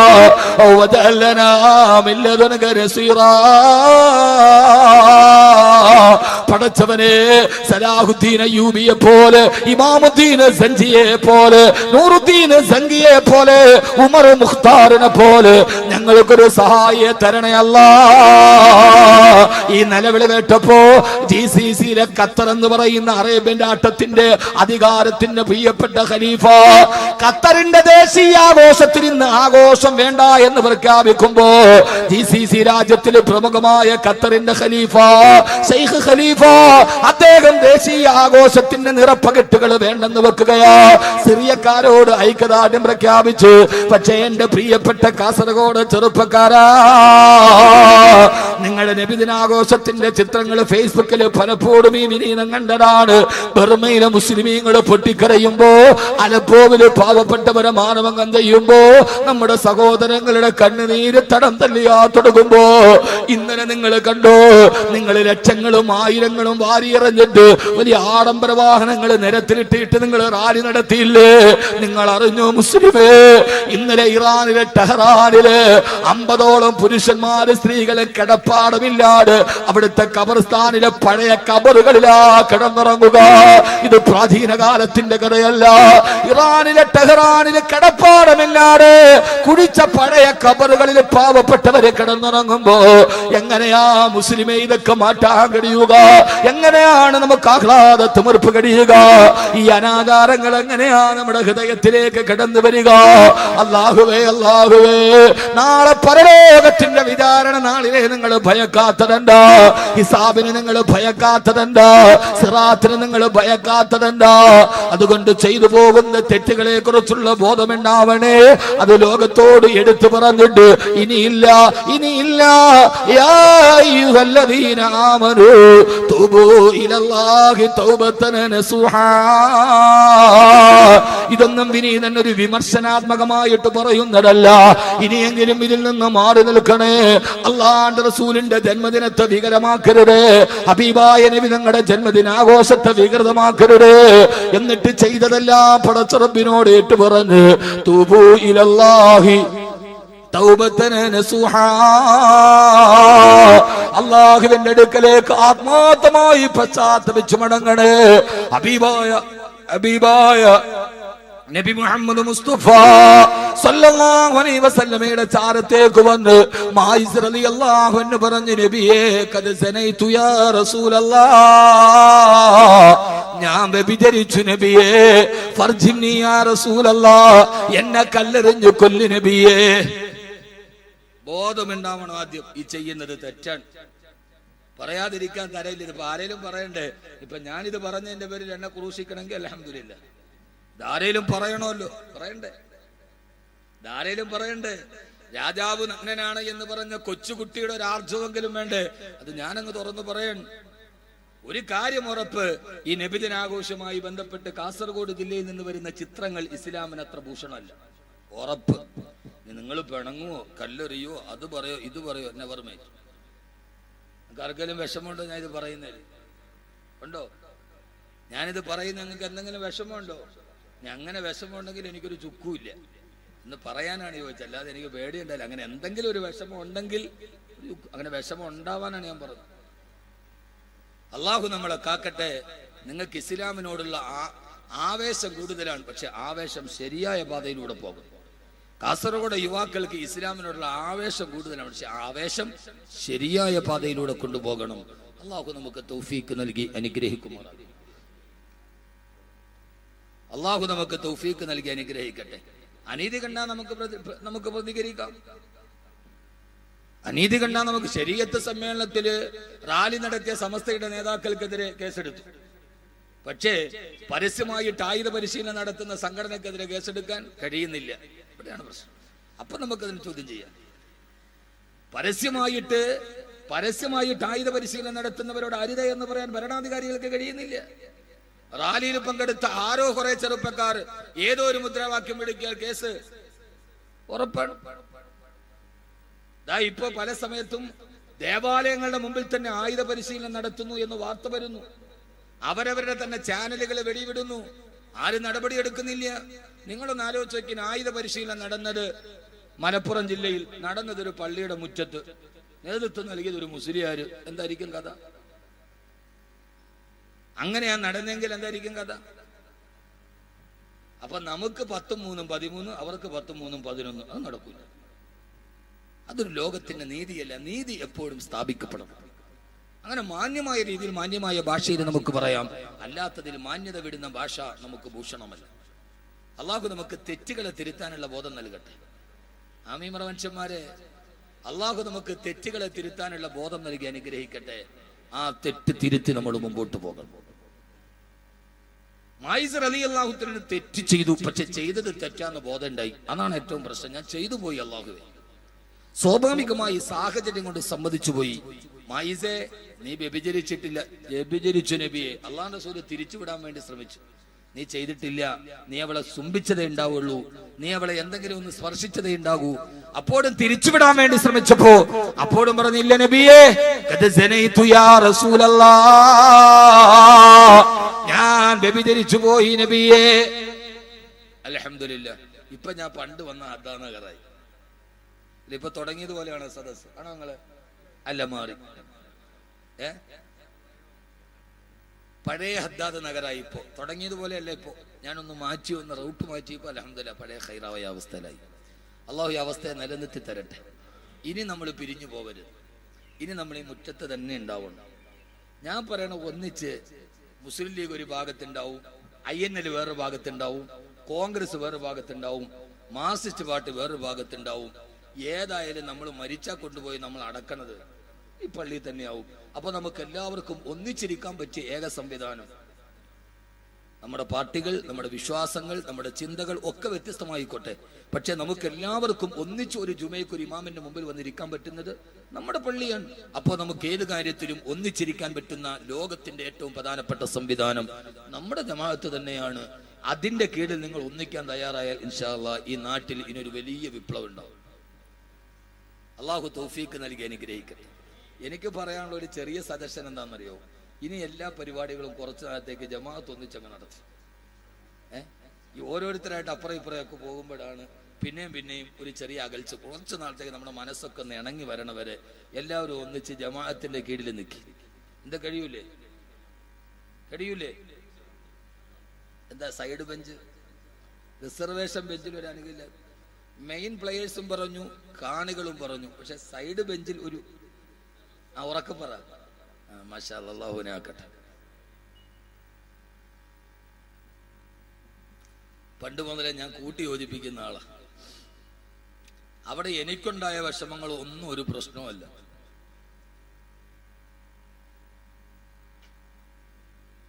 ആദരവായ പ്രവാചകൻ നബി മുഹമ്മദ് മുസ്തഫ സല്ലല്ലാഹു അലൈഹി വസല്ലം അങ്ങനെയായാൽ ഹബീബായ നബി സല്ലല്ലാഹു അലൈഹി വസല്ലം പറഞ്ഞു, മായിസ അല്ല, അങ്ങനെയല്ല മായിസേ, അങ്ങനെയല്ല, നീ വ്യഭിചരിച്ചിട്ടില്ല. വ്യഭിചരിച്ചു നബിയെ, വ്യഭിചരിച്ചു. കോടതിയുടെ ആനുകൂല്യം വേണ്ട, വക്കീലിനെ കൊണ്ട് കള്ളം പറയിപ്പിച്ചില്ല, സാക്ഷിയെ സ്വാധീനിപ്പിച്ചില്ല, എല്ലാം നടക്കും. പക്ഷേ പേടിച്ചതാരെയാ? അള്ളാഹുവിനെയാണ്. ഇവിടെയൊക്കെ രക്ഷപ്പെട്ടാലും ഞാൻ അള്ളാഹുവിന്റെ മുമ്പിൽ പോയി നിൽക്കണ്ടേ? ഒരു സ്വാധീനത്തിനും വഴങ്ങാത്തൊരു ജഡ്ജിയല്ലേ. അവിടുത്തെ സാക്ഷികളെ വിലക്കെടുക്കാൻ കഴിയില്ലല്ലോ. ഇവിടുത്തെ സാക്ഷിയാരാ?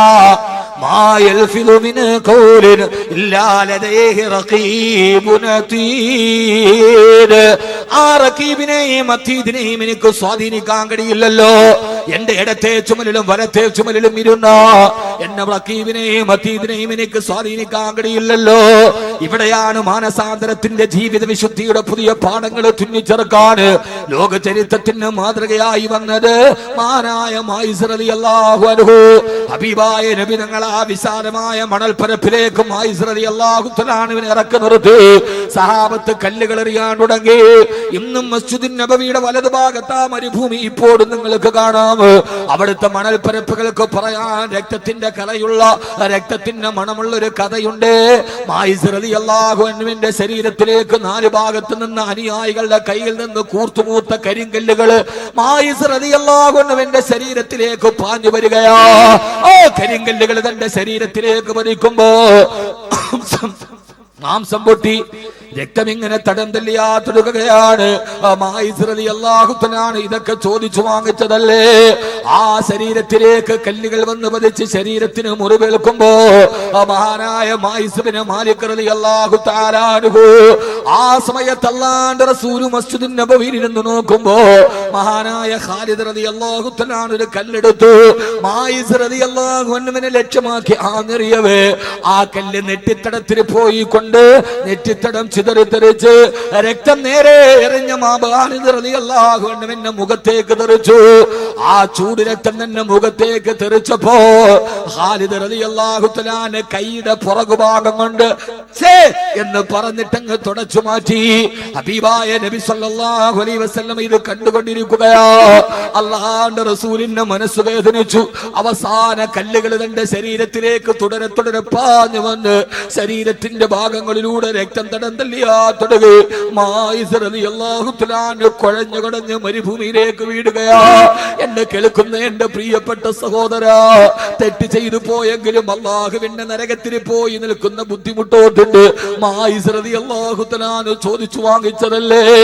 ആ മരുഭൂമിയിലെ രക്തത്തിൽ കുളിച്ചു കിടക്കുമ്പോ ഹബീബായ നബി സല്ലല്ലാഹു അലൈഹി വസല്ലം ഓടിച്ചെന്ന് മായിസ് റളിയല്ലാഹു തആല എന്നെ മടിയിലേക്ക് എടുത്തു വെച്ചു. പറയാതെ തുണ്ടുകളോടെ മായിസ് റളിയല്ലാഹു അൻഹുവിനോട് അല്ലാഹുവിന്റെ റസൂൽ ചോദിച്ചു അത്രേ, മായിസേ എന്താണ് മായിസേ? യാ റസൂലല്ലാഹ്, ഞാൻ എന്റെ ജീവിതത്തിൽ ഇത്രയേറെ നന്മകൾ ചെയ്തിട്ടും അങ്ങയുടെ ചാരത്ത് നിന്ന് നിസ്കരിച്ചിട്ടും മസ്ജിദ് നബവിയിൽ സ്ഥിരമായി വന്നിരുന്നിട്ടും അറിയാതെ പിശാചെന്നെ ചതിച്ചിട്ട് ഞാനൊരു തെറ്റുപോയി നബിയേ.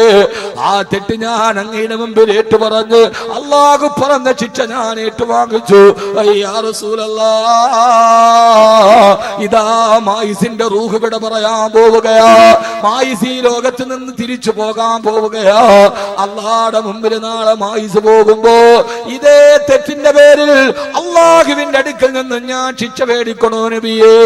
അതല്ല, ഈ ഏറുകൊണ്ട് എന്റെ ശരീരം ഇങ്ങനെ വേദനിക്കുമ്പോ ഞാൻ ചെയ്തു പോയ തെറ്റിന്റെ പ്രായശ്ചിത്തം ഇതുകൊണ്ട് മതിയാകുമോ? യാ റസൂലല്ലാഹ്, അപ്പോഴാണ് ഹബീബായ നബി തങ്ങൾ പറഞ്ഞത്, മായിസേ മായിസേ, ഇന്ന ഉമ്മത്തി ഹാദിഹി ഉമ്മത്തും മർഹൂമാ ലാ യുഅദ്ദിബുഹുമുല്ലാഹു ബിഅദാബൈ. എന്റെ സമൂഹത്തിനോട് അല്ലാഹു വലിയ കരുണ ചെയ്തിട്ടുണ്ട്.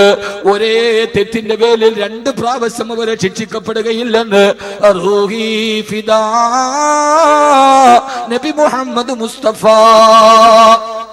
2 പ്രാവശ്യം ശിക്ഷയില്ല. ചെറുപ്പക്കാരെ, ചെറുപ്പക്കാരികളെ, തെറ്റ് ചെയ്യാത്തവരാരുമില്ല. പക്ഷേ ചെയ്തു പോയ തെറ്റ് ഇവിടെ വെച്ച് പരിഹരിക്കപ്പെടുന്നതാണോ? അതല്ല, പടച്ചിറപ്പിന്റെ നരകത്തിൽ പോകുമ്പോ ആ നരകത്തെ ഏറ്റുവാങ്ങുന്നതാണോ ബുദ്ധി എന്ന് കരുത്. തൂബൂ ഇലല്ലാഹി തൗബതൻ നസുഹാ. അല്ലാഹുവിനോട് ആത്മാർത്ഥമായിട്ട് നിങ്ങൾ പശ്ചാത്തപിച്ചു മടങ്ങണേ. അല്ലാഹുവിനോട് ആത്മാർത്ഥമായിട്ട് പശ്ചാത്തപിച്ചു മടങ്ങണേ. മായിസ് റളിയല്ലാഹു അൻഹു മയ്യത്ത് നിസ്കരിക്കാൻ കൊണ്ടുവന്നു. ഹബീബായ നബി തങ്ങൾ ഇമാമത്ത് നിൽക്കാൻ പോകുമ്പോ മറുഭാഗത്ത് ഖാലിദ് റളിയല്ലാഹു അൻഹു നിൽക്കുന്നത് കണ്ടു. തന്റെ മായിസിനെ നെറ്റിത്തടത്തിലേക്ക് കല്ലെറിഞ്ഞിട്ട് ചിതറിത്തെറിച്ച ചോര മുഖത്ത് പറ്റിയപ്പോ അത് ഈർഷ്യതയോടെ ഛേ എന്ന് പറഞ്ഞ് തുടച്ചു കളഞ്ഞ ഖാലിദിനെ മയ്യത്ത് നിസ്കരിക്കാൻ കൈകെട്ടുമ്പോ അല്ലാഹുവിന്റെ റസൂൽ വിളിച്ചു, ഖാലിദേ. എന്തേ നബിയേ?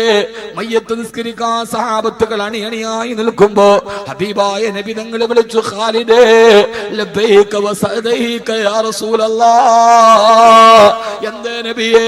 ഖാലിദേ ഇവിടേക്ക് വാ. ഖാലിദേ, കച്ചാത്തപിച്ചിട്ട് കല്ലേറുകൊണ്ട് ശരീരം ഛിന്ന ഭിന്നമായി ഷഹീദായി കിടക്കുന്ന മായിസ് റളിയല്ലാഹുവിന്റെ മയ്യത്തിലേക്ക് ചൂണ്ടിയിട്ട് അല്ലാഹുവിന്റെ റസൂൽ പറഞ്ഞ, ഖാലിദേ നിനക്കറിയോ, എന്റെ ഖാലിദിന്റെ എന്റെ മായിസിന്റെ ശരീരത്തിൽ നിന്ന് രക്തം പുരണ്ടപ്പോ നീ ഈർഷ്യതയോടെ തുടച്ചല്ലോ ഖാലിദേ. എന്റെ ഖാലിദേ നിനക്കറിയോ, ലക്കത്താപമായിസു ലക്കത്താപമായിസു ലക്കത്താപമായിസു. എന്റെ മായിസ് തെറ്റ് ചെയ്തെങ്കിലും അല്ലാഹുവിനോട് അവൻ തൗബ ചെയ്തതാണ്. ഖദ ഗഫറല്ലാഹു ലഹു. അല്ലാഹു എന്നെ മായിസിനെ ചെയ്ത തെറ്റ് പുറത്തു കൊടുത്തു ഖാലിദേ. ഇപ്പൊ എന്റെ മായിസിന്റെ അവസ്ഥ നിനക്കറിയോ? അവൻ ചെയ്ത തൗബയുടെ പ്രതിഫലം അല്ലാഹു ഈ മക്കയിലെ 70 അവിശ്വാസികൾക്ക് വീതിച്ചു കൊടുത്താൽ ആ തൗബയുടെ പ്രതിഫലം കൊണ്ട് 70 അവിശ്വാസികൾ സ്വർഗത്തിലെത്തും. ഈ ഖാലിദേ എന്ന് പറഞ്ഞു കൊടുത്തു ഹബീബായ നബി മുഹമ്മദ് മുസ്തഫ. ഹബീബായ നബി മുഹമ്മദ് മുസ്തഫ സല്ലല്ലാഹു അലൈഹി വസല്ലമ. അതുകൊണ്ട് സഹോദരങ്ങളെ, സഹോദരിമാരെ, ജീവിതത്തിൽ നാം ചെയ്തു പോയ തെറ്റുകളുടെ ആഴത്തെ കുറിച്ച് ബോധമുണ്ടാവുക. എന്നിട്ട് പടച്ചറപ്പിനോട് അത് തിരിച്ചു പറയുക. അങ്ങനെ നമ്മുടെ ജീവിതത്തിന് വിശുദ്ധി ഉണ്ടാവുക. നമ്മുടെ ജീവിതത്തിലുണ്ടായ എല്ലാ കറകളും അല്ലാഹുവിന്റെ മുമ്പിൽ കഴുകി വൃത്തിയാക്കുക. അല്ലാഹു നമുക്ക് തൗഫീഖ് നൽകി അനുഗ്രഹിക്കുമാറാകട്ടെ. അല്ലാഹു തൗഫീഖ് നൽകി അനുഗ്രഹിക്കുമാറാകട്ടെ. ഹബീബായ നബി തങ്ങൾ പറഞ്ഞൊരു മനുഷ്യൻ ഒരു തെറ്റ് ചെയ്യുമ്പോൾ അവന്റെ ഹൃദയത്തിൽ ഒരു കറുത്ത പുള്ളി വീഴും. അങ്ങനെ തെറ്റ് ചെയ്ത് അവന്റെ ശരീരം മുഴുവന് കറുത്ത കളറായി മാറും. ആ അവസ്ഥക്കാണ് റാൻ എന്ന് പറയുക. കല്ലാ ബൽ റാന അലാ ഖുലൂബിഹിം മാ കാനൂ യക്സിബൂൻ. കല്ലാ ബൽ റാന അലാ ഖുലൂബിഹിം മാ കാനൂ യക്സിബൂൻ. അവരുടെ ഹൃദയം മുഴുവന് പാപം ചെയ്ത് കറുകറുത്തു പോയെന്ന് അല്ലാഹുവിന്റെ വിശുദ്ധ ഖുർആൻ. നമ്മുടെ ഹൃദയം മുഴുവന് കറുത്ത കറ പിടിച്ചിരിക്കുകയാണ്. നമ്മുടെ ജീവിതത്തിന് ശുദ്ധി നഷ്ടപ്പെട്ടു പോയി. അല്ലാഹുവേ, ഞങ്ങളുടെ ജീവിതത്തിന് നീ ശുദ്ധി വരുത്തണേ അല്ലാ. നീ ഞങ്ങളുടെ ഹൃദയത്തിന് ശുദ്ധി വരുത്തണേ അല്ലാ. ഹൃദയം മുഴുവനും പാപം ചെയ്ത് കറുകറുത്തിരിക്കുകയാണ്. അങ്ങനെ കറുത്തിരുന്നാൽ പിന്നെ വാള് പറഞ്ഞാൽ മനസ്സിലാവൂല.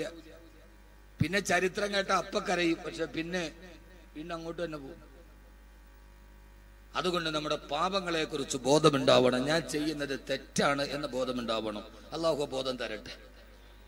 രണ്ടാമത്തെ കാര്യം, എന്താണ് പാപം എന്ന് നിർവചിക്കണം. ഏതൊക്കെയാ പാപങ്ങൾ ഏതൊക്കെയാ? ഞാൻ നേരത്തെ പറഞ്ഞല്ലോ, കള്ളു കുടിച്ചോ മാത്രമല്ല തൗബ ചെയ്യേണ്ടത്. ഒരു കാര്യം ഞാൻ ഉറപ്പിച്ചു പറഞ്ഞേക്കാം, ഏതെങ്കിലും പാപങ്ങൾ പൊറുക്കപ്പെടാതെ ജീവിതത്തിൽ കിടന്നാൽ കലിമ പറഞ്ഞല്ലി മരിക്കാൻ പറ്റൂ. ഉറപ്പാണത്. ഏതെങ്കിലും ഒരു പാപം പൊറുക്കപ്പെടാതെ കിടന്നാൽ, എന്തിനാ ഉസ്താദെ മരിക്കണതിന് മുമ്പ് തൗബ ചെയ്യണത്? ശുദ്ധി ഉണ്ടാവണത്. ശുദ്ധി ഇല്ല എങ്കിൽ രണ്ടപകടമുണ്ട്. എത്ര അപകടം? രണ്ടപകടം. ഒരപകടം ദുനിയാവിലാണ്, ഒരപകടം ആഖിറത്തിലേക്ക്.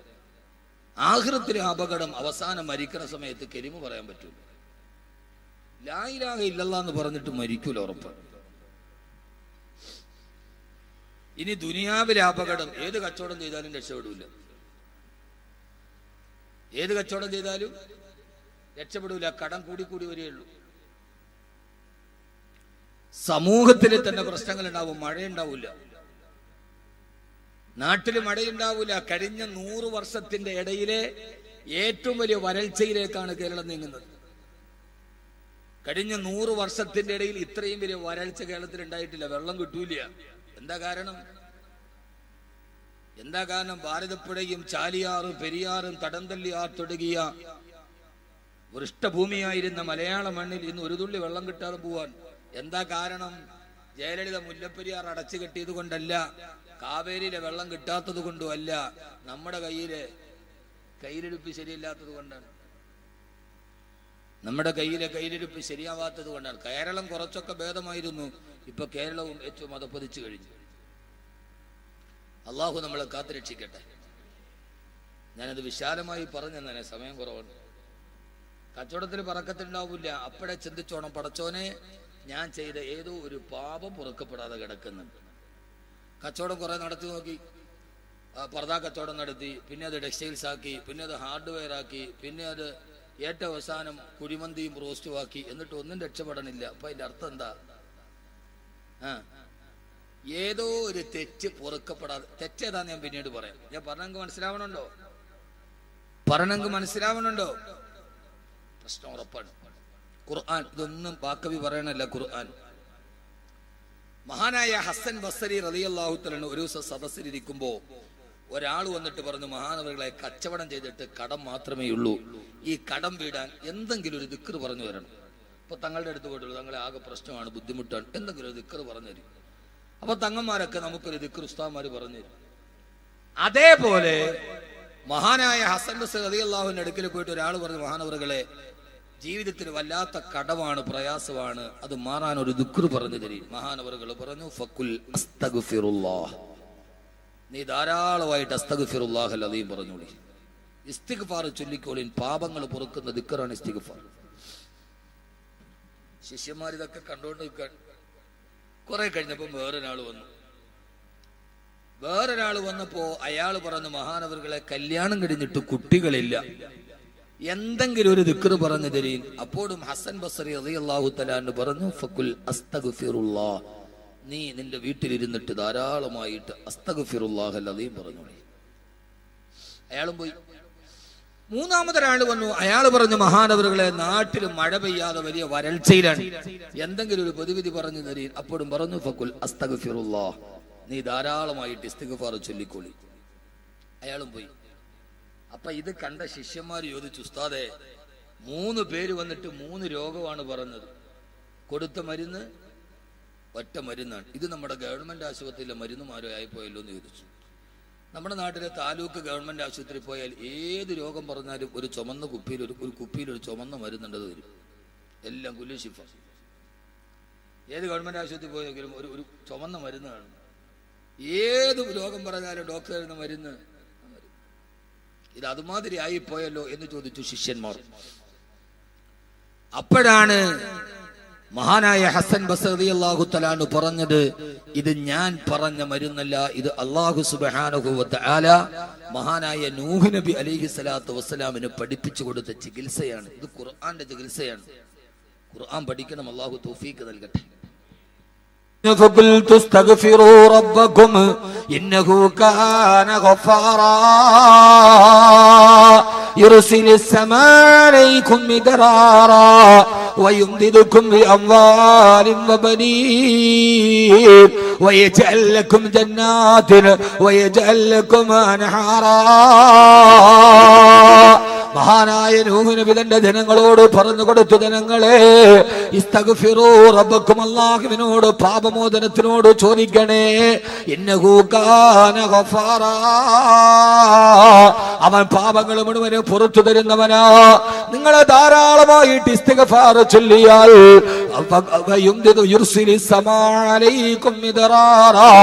ആകാശലോകത്ത് അല്ലാഹു നിങ്ങൾക്ക് മഴ വർഷിപ്പിച്ചു തരും. രണ്ടാമത് അല്ലാഹു നിങ്ങളെ സമ്പത്ത് നൽകി സഹായിക്കും, നിങ്ങളുടെ കടങ്ങൾ മാറും. 3 നിങ്ങൾക്ക് അല്ലാഹു സന്താനങ്ങളെ തരുമെന്ന് അല്ലാഹുവിന്റെ വിശുദ്ധ ഖുർആൻ. അപ്പോ ഓരോ സഹോദരങ്ങളോട് സഹോദരിമാരോട് കച്ചവടത്തിൽ ബുദ്ധിമുട്ടുണ്ടോ, നാട്ടിൽ മഴയില്ലാതുണ്ടോ, മക്കളെ കിട്ടാതിരിക്കുന്നുണ്ടോ, ആദ്യം ചിന്തിക്കേണ്ടത്, ഞാൻ ചെയ്ത ഏതോ ഒരു പാപം അല്ലാഹു പുറത്തു തന്നിട്ടില്ല, ആ പാപം പൊറുക്കപ്പെടാത്തത് കൊണ്ടാണ് ജീവിതത്തിന് ബറക്കത്തില്ലാത്തത്.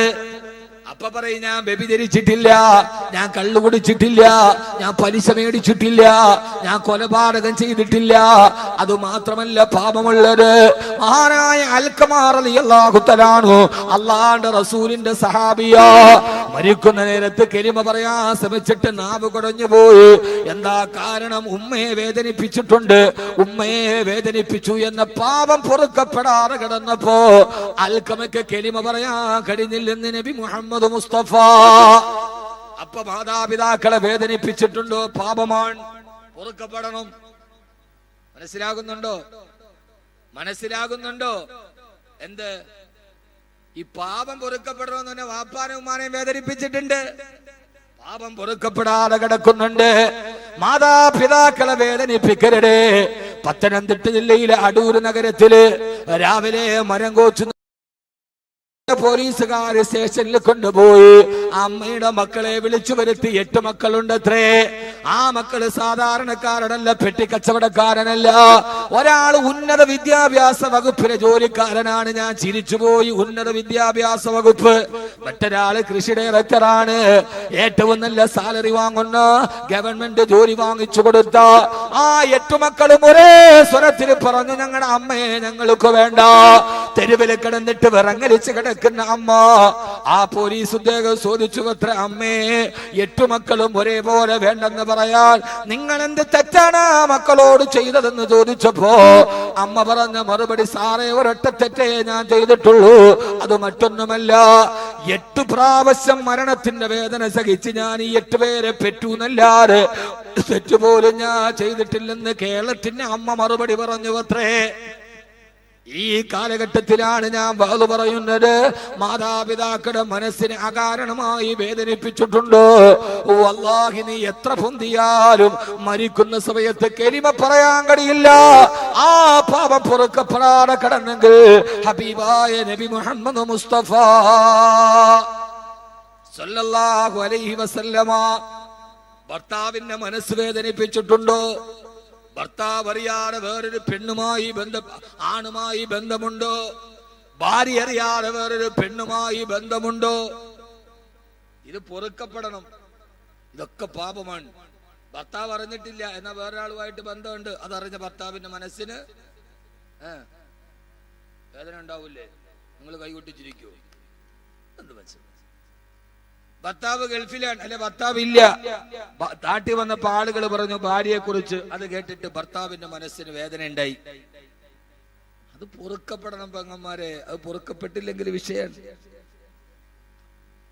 ഭർത്താവിന്റെ മനസ്സിനൊരു വേദന ഉണ്ടായാൽ ആ വേദന നമ്മൾ മാറ്റണം. ഒരിക്കൽ ഹബീബായ നബി മുഹമ്മദ് മുസ്തഫ, ഉറക്കപ്പറയിൻ ആദരവായ പ്രവാചകൻ നബി മുഹമ്മദ് മുസ്തഫ സല്ലല്ലാഹു അലൈഹി വസല്ലമ, അള്ളാഹുവിന്റെ റസൂലിന്റെ മനസ്സ് വേദനിച്ചു. ആയിഷ ബീവി പൊട്ടിക്കരഞ്ഞു, തന്റെ ഭർത്താവ് പൊരുത്തപ്പെട്ടു കൊടുക്കുന്നവർ. ചരിത്രൻ. ഒരിക്കൽ ഹബീബായ റസൂലുള്ളാഹി സ്വല്ലല്ലാഹു അലൈഹി വസല്ലമയ്ക്ക് ഏറ്റവും ഇഷ്ടം ആയിഷ ബീവിയോടാണ്. എപ്പോഴും സഞ്ചരിക്കുന്ന ആയിഷ ബീവിയുടെ ഒട്ടകക്കെട്ടിലാണ് ഏറ്റവും കൂടുതൽ സമയം ചെലവഴിക്കുന്നത് ആയിഷ ബീവിയുടെ കൂടെയാണ്. എന്തുകൊണ്ട് അങ്ങനെ ചെലവഴിക്കാൻ കാരണം? ഇപ്പൊ നിങ്ങളോടൊരു ഹൈന്ദവ സഹോദരൻ, ഒരു ക്രൈസ്തവ സഹോദരൻ ചോദിക്കുക, നിങ്ങളുടെ നബിക്ക് 11 ഭാര്യമാരുണ്ട്, എല്ലാ ഭാര്യമാരോടും തുല്യതയോടെ പെരുമാറണമെന്നല്ല നബിയങ്ങൾ പറഞ്ഞത്. എന്നിട്ടും ഏറ്റവും കൂടുതൽ ചെലവഴിച്ചത് ആരുടെ കൂടെയാണ്? ആയിഷ ബീവിയാണ്. ഏറ്റവും പ്രായം കുറഞ്ഞ ഭാര്യ, കന്യകയായ ഭാര്യ. അപ്പൊ അത് നബിതങ്ങൾ പറഞ്ഞതിന് വിരുദ്ധമല്ലേ എന്ന് ചോദിച്ചാൽ നിങ്ങൾ എന്ത് മറുപടി പറയും? പറയും.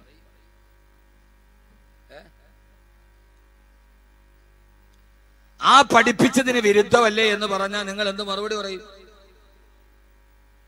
ഒരാൾക്ക് ഈ ചോദ്യത്തിന് സാധ്യതയില്ലേ?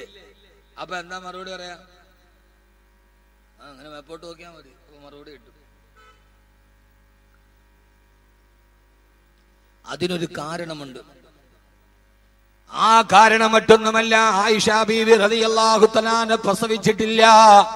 ബാക്കിയുള്ള ഭാര്യമാർക്ക് കഥ പറയാനും സങ്കടം വരുമ്പോൾ ആശ്വസിപ്പിക്കാനും അവരുടെ ജീവിതത്തിന് താങ്ങായി തണലായി അവർക്ക് അവരുടെ മക്കളുണ്ട്. പക്ഷെ ആയിഷ ബീവിക്ക് മക്കളില്ല.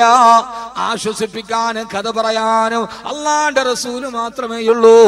ആ ഒരൊറ്റ കാരണം കൊണ്ടാണ് ഹബീബായ നബി തങ്ങൾ ആയിഷ ബീവിയുടെ കൂടെ സമയം കൂടുതൽ ചെലവഴിച്ചത്. ബാക്കിയുള്ളവർക്ക് മക്കളുണ്ട്, ആയിഷ ബീവിക്ക് മക്കളില്ല. അപ്പൊ എല്ലാത്തിനും ആരേ ഉള്ളൂ? ഞാനേ ഉള്ളൂ. അതുകൊണ്ടാണ് അവിടെ പോയത്, തമാശ പറഞ്ഞത്, മടിയിലെ തല വെച്ച് കടന്നത്, ഓട്ട മത്സരം നടന്നത്. മദീനയിൽ പോയാൽ ഒരു പള്ളി കാണാം, മസ്ജിദ് സബക്. ആ പള്ളിയുടെ പേര് മസ്ജിദ് സബക് എന്നാണ്. മത്സരം നടന്ന പള്ളി. എന്ത് മത്സരം? ISL നടന്ന എന്ത് മത്സരം? കേരള ബ്ലാസ്റ്റേഴ്സും അത്ലറ്റിക്കോട് ഈ കൊൽക്കട്ടയും തമ്മിൽ ഫൈനൽ നടന്ന സ്ഥലമല്ല. അവിടെ ഒരു പള്ളിയുണ്ട്, മസ്ജിദ് സബക്.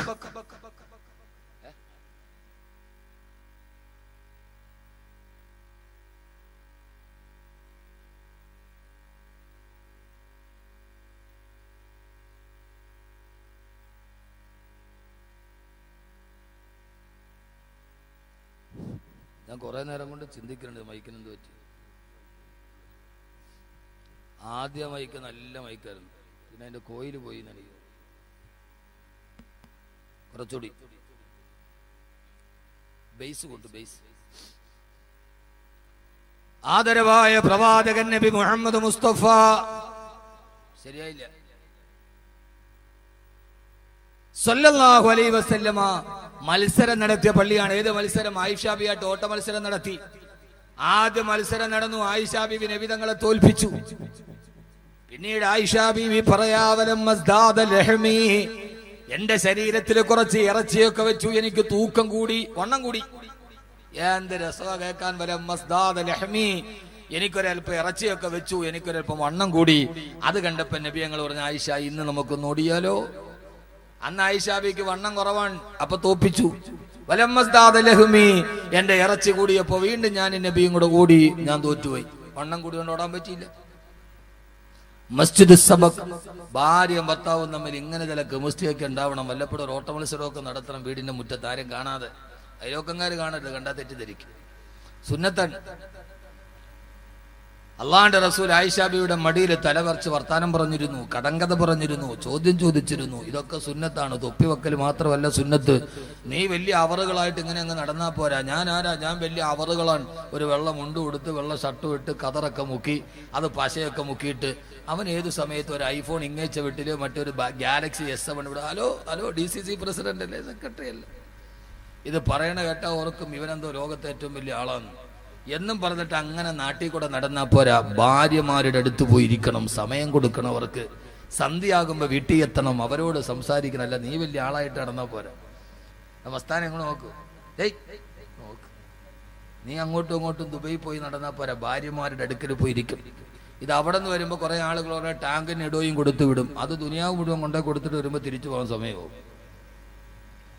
അങ്ങനെയല്ല, അവരോട് കൂടെ വർത്താനം പറയണം. അള്ളാന്റെ റസൂലും മടിയിലെ തെരവെച്ച് വർത്തമാനം സല്ലല്ലാഹു അലൈഹി വസല്ലം. എന്റെ ഒരു അഭിപ്രായം എന്താ അറിയോ, വീടിന്റെ മുമ്പിൽ ഒരു കുറച്ച് മിറ്റം വേണം, ആ മിറ്റത്തിന്റെ സൈഡിൽ കുറച്ച് പുൽത്തകടിയൊക്കെ വേണം. രാത്രിയിൽ മക്കളൊക്കെ കിടന്നുറങ്ങി, അമ്മായിയപ്പനും അമ്മായിയമ്മയൊക്കെ ഉറങ്ങി, ഭാര്യയും ഭർത്താവും കൂടി പോയി രാത്രിയിൽ പോയി ആ പുല്ലിന്റെ മുകളിൽ ഇരുന്ന് അവര് പരസ്പരം കുറച്ചു നേരം വർത്താനൊക്കെ പറയണം. വല്ലപ്പോഴൊക്കെ, എന്നുമല്ല വല്ലപ്പോഴും ഒക്കെ. അള്ളാഹു തൗഫീഖ് തരട്ടെ. അങ്ങനെയുള്ള വീടൊക്കെ വെക്കണം കേട്ടോ. എന്റെ അഭിപ്രായം അതാണ്. എന്റെ അഭിപ്രായത്തിനോട് യോജിക്കാം വിയോജിക്കാം. ഒരു ചെറിയ വീടാണ്, എന്നാലും ഇവിടെ ഒരു ചെറിയ സ്ഥലത്ത് കുറച്ച് ചെടിയൊക്കെ നട്ട്, പുല്ലില്ല, നമ്മൾ തന്നെ കുറച്ച് ചെടിയൊക്കെ നട്ട് അവിടെ പോയി ഭാര്യയും ഭർത്താവും കൂടി അവിടെ പോയിരുന്ന്, മക്കളൊക്കെ ഉറങ്ങി, അമ്മയൊക്കെ ഉറങ്ങി, ഭാര്യയും ഭർത്താവും കൂടി അവിടെ പോയിരുന്നു കുറച്ചു നേരം വർത്താനം പറഞ്ഞു. അവങ്ങൾക്ക് വലിയ സന്തോഷമാവും. പക്ഷെ ഭാര്യയും ഭർത്താവും ഒന്നിച്ചിരുന്ന് അവിടെ നിന്ന് വർത്താനം പറയുമ്പോൾ ഈ അമ്മായിയമ്മ എന്ന് പറയുന്ന സാധനം ഇങ്ങനെ മതിലിന്റെ മുകളിൽ കൂടെ ഓന്തു നോക്കുമ്പോൾ ഒളിഞ്ഞു നോക്കരുത്. ഭാര്യയും ഭർത്താവും കൊണ്ട് അവിടെ നിന്ന് പറയാ, ഇതിപ്പോ ഇവൾ എന്താ ഇവന്റെ പറ്റൂല. ഹബീബായ നബി സല്ലല്ലാഹു അലൈഹി വസല്ലം അതൊക്കെ ചെയ്യാറുണ്ടായിരുന്നു. അള്ളാഹുവിന്റെ പ്രവാചകന്റെ ഭാര്യമാരുടെ ഇടയിൽ അങ്ങനെ ചില സംസാരങ്ങൾ ഉണ്ടായിരുന്നു. ഒരിക്കൽ അള്ളാഹുവിന്റെ റസൂല് 11 ഭാര്യമാരെയും വിളിച്ചുകൂട്ടി അടുത്തിരുത്തി. എന്താ നബി ഇന്ന് എല്ലാരെയും കൂടെ വിളിച്ചത്? എന്നിട്ട് നബി സല്ലല്ലാഹു അലൈഹി വസല്ലം 12 ഭാര്യമാരുണ്ടായിരുന്ന ഒരാളുടെ ജീവിതത്തിൽ അദ്ദേഹം അനുഭവിച്ച ദുഃഖത്തിന്റെ ഒരു കഥ പറഞ്ഞു കൊടുത്തു. 11 ഭാര്യമാരെയും കൂട്ടി അടുത്തിരുത്തി. എന്നിട്ട് ബനു ഇസ്രായേലുള്ള 12 ഭാര്യമാരുള്ള ഒരാൾ, അയാൾ അനുഭവിച്ച ത്യാഗവും ബുദ്ധിമുട്ടും നബി ഞങ്ങൾ പറഞ്ഞു കൊടുത്തു. അപ്പൊ ആയിഷ ബീബി ചോദിച്ചു, നബി ഇതിപ്പോ എന്തിനാ ഞങ്ങളോട് പറയണം? അപ്പൊ അല്ലാഹുവിന്റെ റസൂൽ ചുമ്മാ പറഞ്ഞാണ്. ഇതാണ് മുത്ത് റസൂൽ, ഇതാണ് മുത്ത് റസൂൽ സല്ലല്ലാഹു അലൈഹി വസല്ലം. ഇതേപോലെ ഒരു ദിവസം ഹഫ്സ റളിയല്ലാഹു അൻഹാ ആയിഷ ബീബിയോട് പറഞ്ഞു, ഹഫ്സ, നമുക്ക് അല്ലാഹുവിന്റെ റസൂലിനെ നമുക്കൊന്ന് പറ്റിക്കാം ഹഫ്സ. എന്താണ് പറ്റിക്കാൻ? അവർ രണ്ടുപേരും കൂടെ ചെറിയൊരു ഉപായം പ്ലാൻ ചെയ്തു. ഞാനത് പറഞ്ഞുതരാം, അല്ലാഹു തൗഫീഖ് നൽകട്ടെ. ഇൻഷാ അല്ലാഹ് ഈ പരിപാടിയുടെ വിജയത്തിനു വേണ്ടി സംഘാടകർ ഒരു ബക്കറ്റുമായിട്ട് നിങ്ങളുടെ മുമ്പിൽ വരും. എല്ലാവരും ഒരു കാര്യമായ ഒരു സംഖ്യ പരിപാടിയൊക്കെ അനൗൺസ്മെന്റ് ചെയ്തു. നോട്ട് നിരോധനം വന്നു. ആ നോട്ട് നിരോധനത്തിന്റെ ഇടയിൽ സംഘാടകർക്ക് സാമ്പത്തികമായി വലിയൊരു പ്രയാസമുണ്ട്. പ്രസന്റ് ചെയ്ത് പഠിക്കണം.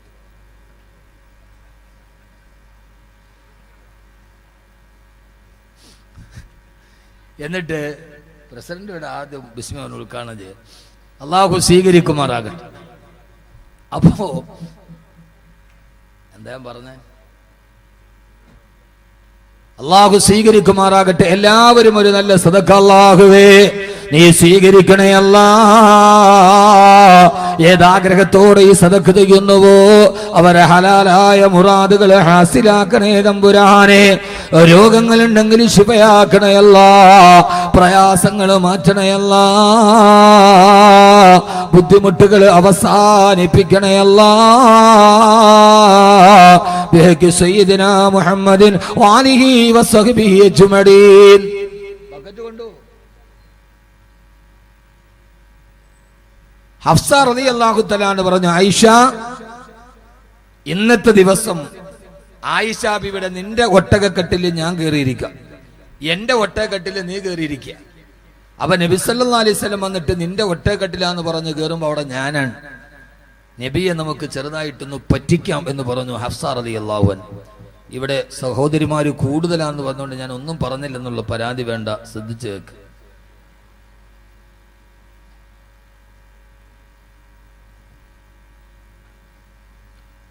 അങ്ങനെ മഹദിയായ ഹഫ്സ റളിയല്ലാഹു അൻഹ ആയിഷ ബീവിയുടെ ഒട്ടകക്കെട്ടിൽ കയറി.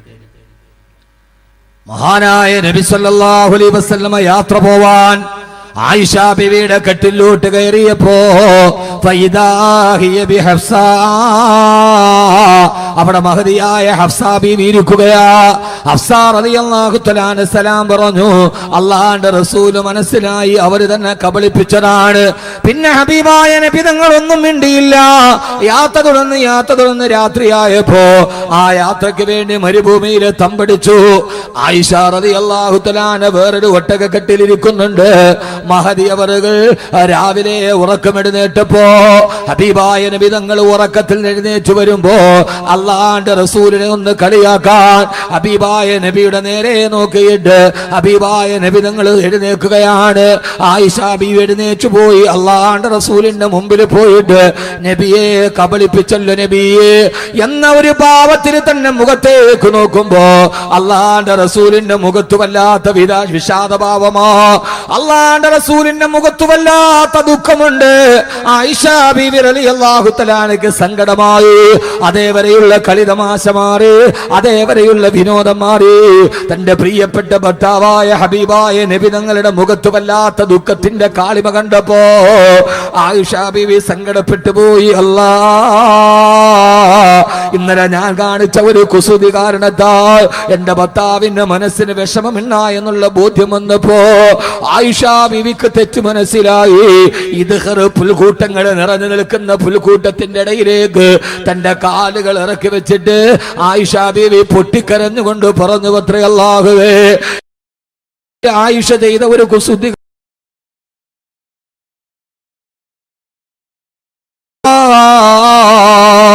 എന്റെ ഭർത്താവിന്റെ മനസ്സ് ഞാൻ വേദനിപ്പിച്ചത് കൊണ്ട് ഇദ്ഹർ പുൽക്കൂട്ടത്തിന്റെ ഉള്ളിൽ നിന്നൊരു പാമ്പോ തേളോ കടന്നു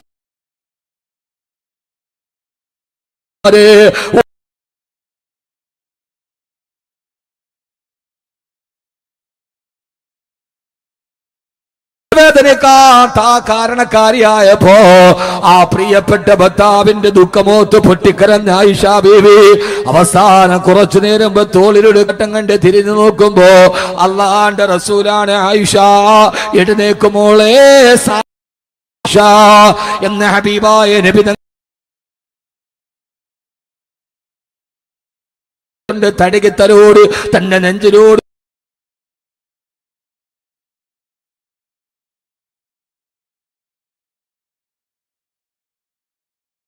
ആയിഷ റളിയല്ലാഹു അൻഹ പോലെ സമയത്തിന്റെ പരിമിതി കൊണ്ട് ഞാൻ ഓർമ്മിപ്പിക്കട്ടെ, നമ്മൾ ചെയ്യുന്ന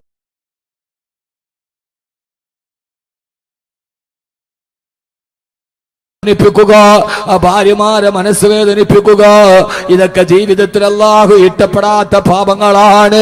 ആ പാപങ്ങളിൽ ഏതെങ്കിലും ഒന്ന് പൊറുക്കത്താൽ വല്ലാഹി ദുനിയാവിൽ നിന്ന് സന്തോഷത്തോടെ വിട പറയാൻ കഴിയില്ല. നമ്മുടെ ആഖിബത്ത് നന്നാവില്ല.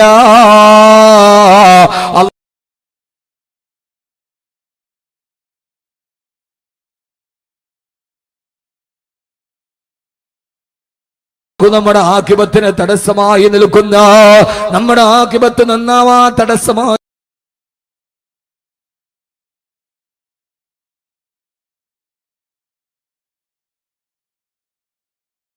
നിൽക്കുന്ന എല്ലാ വടികൾ നല്ല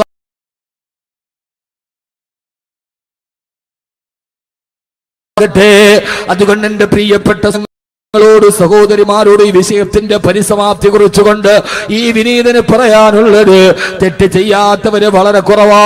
ആ തെറ്റുകളൊക്കെ തെറ്റുകളാന്ന് മനസ്സിലാക്കി പിന്നെ ദാമത്തി മുക്കിലിയാ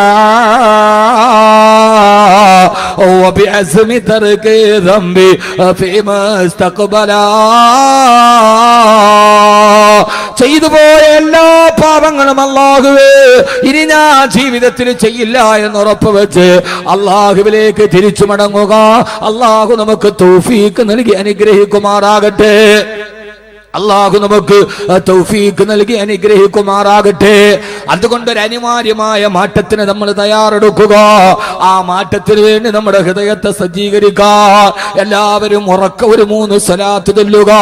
ഇൻഷാ അല്ലാഹ് ഇനി നമുക്ക് ഈ ജീവിതത്തിൽ ഈ ഹദ്ദാദ് നഗറിൽ ഒരുമിച്ചിരിക്കുമ്പോ നമ്മുടെ ഹൃദയത്തിൽ വിദ്വേഷം വേണ്ട, നമുക്ക് പകകൾ വേണ്ട, നമുക്ക് തെറ്റിനോടുള്ള അഭിമാന്യ വേണ്ട.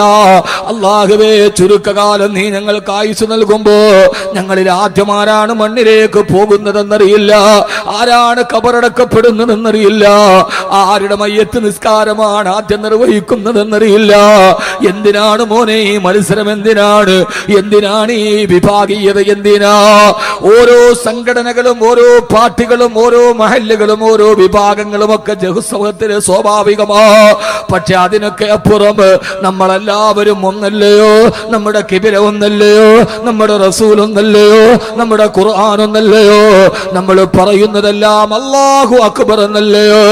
പിന്നെ എന്തിനാണ് ഈ പരസ്പരമുള്ള മത്സരങ്ങൾ? പിന്നെന്തിനാണ് പരസ്പരമുള്ള അകൽച്ചകൾ? അവസാനം എന്തൊക്കെ പറഞ്ഞാലും ഞാനൊന്ന് ചോദിക്കട്ടെ, നിങ്ങൾ മുസ്ലിം ലീഗുകാരനാണെങ്കിലും INL-കാരനാണെങ്കിലും കമ്മ്യൂണിസ്റ്റുകാരനാണെങ്കിലും കോൺഗ്രസ്സുകാരനാണെങ്കിലും നമ്മളെല്ലാവരും ഒന്നിച്ചു നിൽക്കുന്നൊരു ദിവസമുണ്ട്. ആ ദിവസം ഏതെന്നറിയോ? ഈ പള്ളിയുടെ മുറ്റത്ത് മരിച്ചവന്റെ കൂടപ്പുറപ്പിന്റെ മയ്യത്ത് കൊണ്ടുവന്ന് വെക്കുമ്പോ അതിന്റെ പുറകിൽ നിൽക്കുമ്പോ നമ്മളൊക്കെ ഒന്നിച്ചു പറയുന്നൊരു വാക്കേതാ?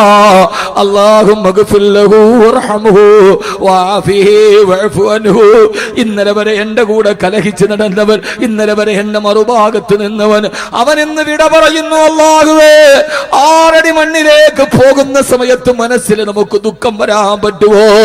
അതുകൊണ്ട് എന്റെ പ്രിയപ്പെട്ട ഹദ്ദാദ് നിവാസികളോട്, എന്റെ പ്രിയപ്പെട്ട ഞാനിത് പറയുന്നത് മനസ്സിൽ തൊട്ടിട്ടാണ്. കാസർഗോഡ് ജില്ലയിൽ ഈ വിനീതൻ പ്രഭാഷണത്തിന് വരുമ്പോ ഏതാണ്ട് ആദ്യം തന്നെ ഞാൻ വന്ന് സംസാരിച്ചു പോയൊരു നാടാണിത്. പക്ഷെ ഇപ്പൊ ചില വാക്കുകളൊക്കെ കേൾക്കുമ്പോ, ചില വാർത്തകൾ കേൾക്കുമ്പോ വല്ലാഹി നിങ്ങളുടെ ഒരു സഹോദരന്റെ രീതിയിൽ മനസ്സിൽ വിഷമം തോന്നാറുണ്ട്. എന്റെ പ്രിയപ്പെട്ട ഹദ്ദാദുകാരെ, ഒരൊറ്റ വാക്ക് ഞാൻ പറയട്ടെ. അലൈക്കുമൽ ജമാ, അലൈക്കുമൽ ജമാ, അലൈക്കുമൽ ജമാ. നിങ്ങൾ നിങ്ങളുടെ ജമാഅത്തിനെ മുറുകെ പിടിക്കണേ. ഹബീബായ നബി തങ്ങൾ പറഞ്ഞത് നിങ്ങൾക്ക് യോജിക്കാൻ കഴിയണോ? അത് നിങ്ങളുടെ ജമാഅത്തിന്റെ കീഴിൽ യോജിക്കാൻ കഴിയണേ. അലൈക്കുമൽ ജമാ, നിങ്ങൾ തമ്മിൽ യോജിക്കാൻ കഴിയണേ. ആ യോജിക്കാൻ കഴിയുന്ന പൊതു സംവിധാനമാണ് ജമാഅത്ത്.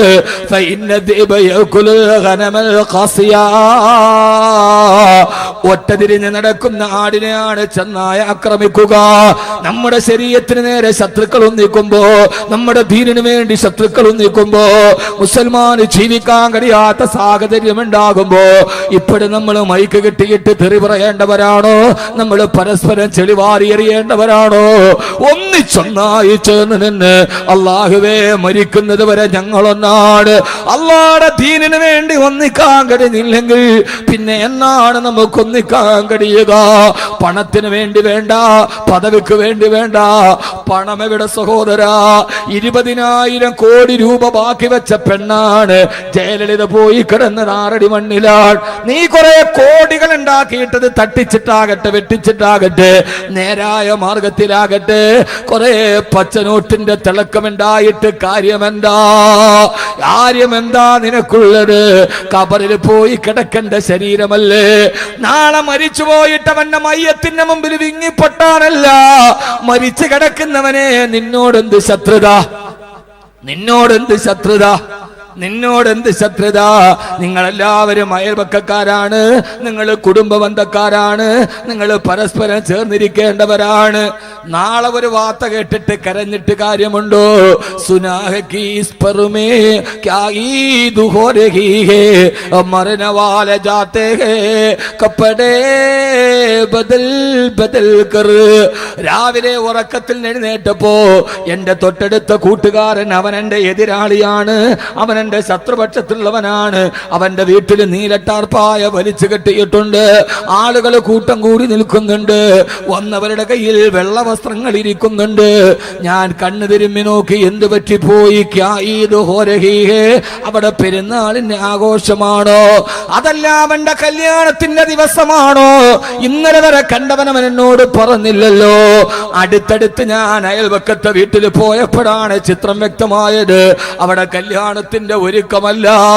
വന്നു നിൽക്കുന്നവന്റെ കയ്യിലുള്ള പൂമാലയും വസ്ത്രവും പുതുമണവാട്ടിക്ക് കൊടുത്തതല്ല. പിന്നെ എന്താണ് ഇവിടെ സംഭവിച്ചത്? മർണവാല ജാതേ കപ്പടേ ബദൽ ബദൽ കർ. എന്റെ കൂട്ടുകാരൻ മരിച്ചു കിടക്കുകയാണ്. എന്റെ കൂട്ടുകാരൻ ഇന്നലെ ഉറക്കത്തിൽ എഴുന്നേറ്റില്ലത്രേ. രാവിലെ തട്ടി വിളിച്ചപ്പോ അനക്കമില്ലത്രേ. അവിടെ വരുന്നവനെ പുതപ്പിക്കാനുള്ള കഫന്നുണിയാണ്. അവിടെ ഇരിക്കുന്നവരുടെ കയ്യിലുള്ളത് അവന്റെ ശരീരത്തിൽ വെക്കാനുള്ള റീത്തുകളാണ്. എന്റെ പൊന്നുമോനെ, മരിച്ചു കഴിഞ്ഞിട്ട് മുകളിൽ കൊണ്ടുപോയി റീത്ത് വെച്ചിട്ട് കാര്യമെന്താ? തടവാ ഉസ്താദ് പൊതിച്ചതുപോലെ ഇരുമ്പിന്റെ ഉലക്ക വിഴുങ്ങി എന്നാൽ പിന്നെ ചുക്കിന്റെ വെള്ളം അതിനു മതിയോ പൊന്നേ? ഇരുമ്പിന്റെ ഉലക്ക വിഴുങ്ങി എന്നാൽ പിന്നെ ചുക്കിന്റെ വെള്ളം അതിനു മതിയോ പൊന്നേ? എല്ലാ കൊള്ളരുതായ്മയും ചെയ്തിട്ട് അവസാനം മരിച്ചിട്ട് നെഞ്ചിന്റെ മുകളിൽ റീത്ത് വെച്ചാൽ നിനക്കെന്ത് പുണ്യം കിട്ടാനാ? ജീവിതത്തിൽ സൽക്കർമ്മം ചെയ്യണം. എന്റെ കൂട്ടുകാരൻ മരിച്ചു പോയല്ലോ, അവനെ വെള്ളത്തുണിയിൽ പൊതിഞ്ഞല്ലോ, അവന്റെ മുകളിലേക്ക് ആളുകൾ അവന്റെ ഭാര്യ കരയുന്നുണ്ടല്ലോ, അവന്റെ പൊന്നുമക്കള് പൊട്ടിക്കരയുന്നുണ്ടല്ലോ.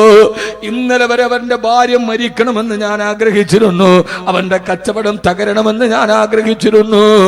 പക്ഷേ എന്റെ കൂട്ടുകാരനെ മയ്യത്തെടുത്തപ്പോ അവന്റെ മക്കള് വാതിൽ പുറകിൽ നിന്നിട്ട് വിളിക്കുന്നുണ്ട് ഉപ്പാ. ആ വിളി കേട്ടാൽ അലിയാത്ത ഹൃദയമേതാ ഉള്ളത്? വസാറബനൂക ഐതാമൻ സിഗാറാ വഅന കൈറസകൽ ബഅലുൽ ജദീദു. അവന്റെ മക്കള് കിടന്ന് ഉപ്പാന്ന് വിളിക്കുന്നുണ്ട്. അവന്റെ ഭാര്യ പൊട്ടിക്കരയുന്നുണ്ട്. അല്ലാഹുവേ, എനിക്ക് സഹായിക്കും, ഇവനെ സഹായിക്കാൻ കഴിഞ്ഞില്ലല്ലോ. എല്ലാവരും കൂടി പള്ളിയുടെ മുമ്പിൽ കൊണ്ടുവന്ന് മയ്യത്ത് നിസ്കരിച്ച് ഖബറിലേക്ക് ഇറക്കി വിടുമ്പോ ഒരു പിടി മണ്ണ് വാരി ഇടാതിരിക്കാൻ കഴിയോ? ഇന്നലെ വരെ ഞങ്ങൾ രണ്ട് രീതിയിൽ നിന്നവരാണ്. പക്ഷേ ഖബറടക്കുമ്പോ കൈ കൊണ്ടൊരു പിടി മണ്ണ് വാരി ഇടാതിരിക്കാൻ പറ്റുമോ? മനസ്സിൽ വിദ്വേഷം വെച്ചിട്ട് പിടിമണ്ണ് മാറിയിട്ടിട്ട് കാര്യമെന്താ? അതുകൊണ്ട് ഹദ്ദാദ് നഗറിലെ പ്രിയപ്പെട്ട സഹോദരങ്ങളോട് ഞാനിത് പറയുന്നത്, നിങ്ങളുടെ ചില പ്രവൃത്തി കൊണ്ട് എനിക്കും വേദന ഉണ്ടായിട്ടുണ്ടാവാം. പക്ഷേ വല്ലാഹി എനിക്കതൊരു പ്രശ്നമല്ല, അതെന്റെ ഹൃദയത്തെ വേദനിപ്പിച്ചിട്ടുമില്ല. ഞാൻ ഈ ഹദ്ദാദ് നഗറിൽ നിന്നിട്ട് പറയാണ്, എന്തൊക്കെ പ്രശ്നമുണ്ടായാലും അതെന്റെ ഹൃദയത്തെ വേദനിപ്പിച്ചിട്ടേയില്ല. ഞാനങ്ങനെ വേദനിച്ചിട്ട് തളരുന്നവനുമല്ല. ചെറുപ്പകാലം മുതലേ ഒഴുക്കിനെതിരെ നീന്തിപ്പിടിച്ചിട്ട് ഇവിടം വരെ പറന്നെത്തിയതാണ് ഞാൻ. ചെറുപ്പം മുതലേ ഒഴുക്കിനെതിരെ നീന്തിയവനാണ് ഞാൻ. അതുകൊണ്ട് എനിക്ക് മലവെള്ളപ്പാ ചില പ്രശ്നം ഇഖ്വാനി വഖുല്ലാനി, അല്ലാഹുവിന്റെ മാർഗത്തിൽ നിങ്ങൾ ഒന്നിച്ചു നിൽക്കണേ. അലൈക്കുമൽ ജമാ, നിങ്ങൾ ജമാഅത്തിനെ മുറുകെ പിടിക്കണേ. അല്ലാഹു മരിക്കുന്നത് വരെ ഈ പള്ളിമുറ്റത്ത് ഒരുമിച്ച് നിൽക്കാൻ അല്ലാഹു നമുക്ക് തൗഫീഖ് നൽകി അനുഗ്രഹിക്കുമാറാകട്ടെ. അല്ലാഹു തൗഫീഖ് നൽകട്ടെ. എന്റെ കൽബി എന്ന് പറയുന്ന വാക്കാണ്, എന്റെ അപ്പുറത്തോട്ടൊന്നുമില്ല. ഇതെന്റെ കൽബി എന്ന് പറയുന്ന വാക്കാണ്. അല്ലാഹു നമുക്ക് തൗഫീഖ് നൽകുമാറാകട്ടെ. അല്ലാഹു തൗഫീഖ് നൽകുമാറാകട്ടെ.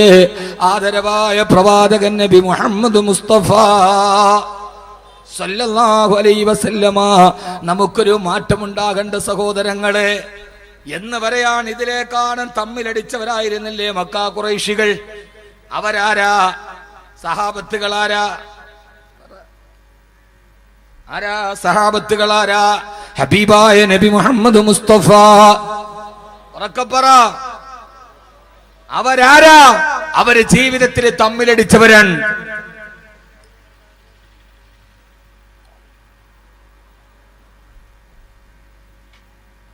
അവരെ ജീവിതത്തിൽ തമ്മിലടിച്ചവരാണ്.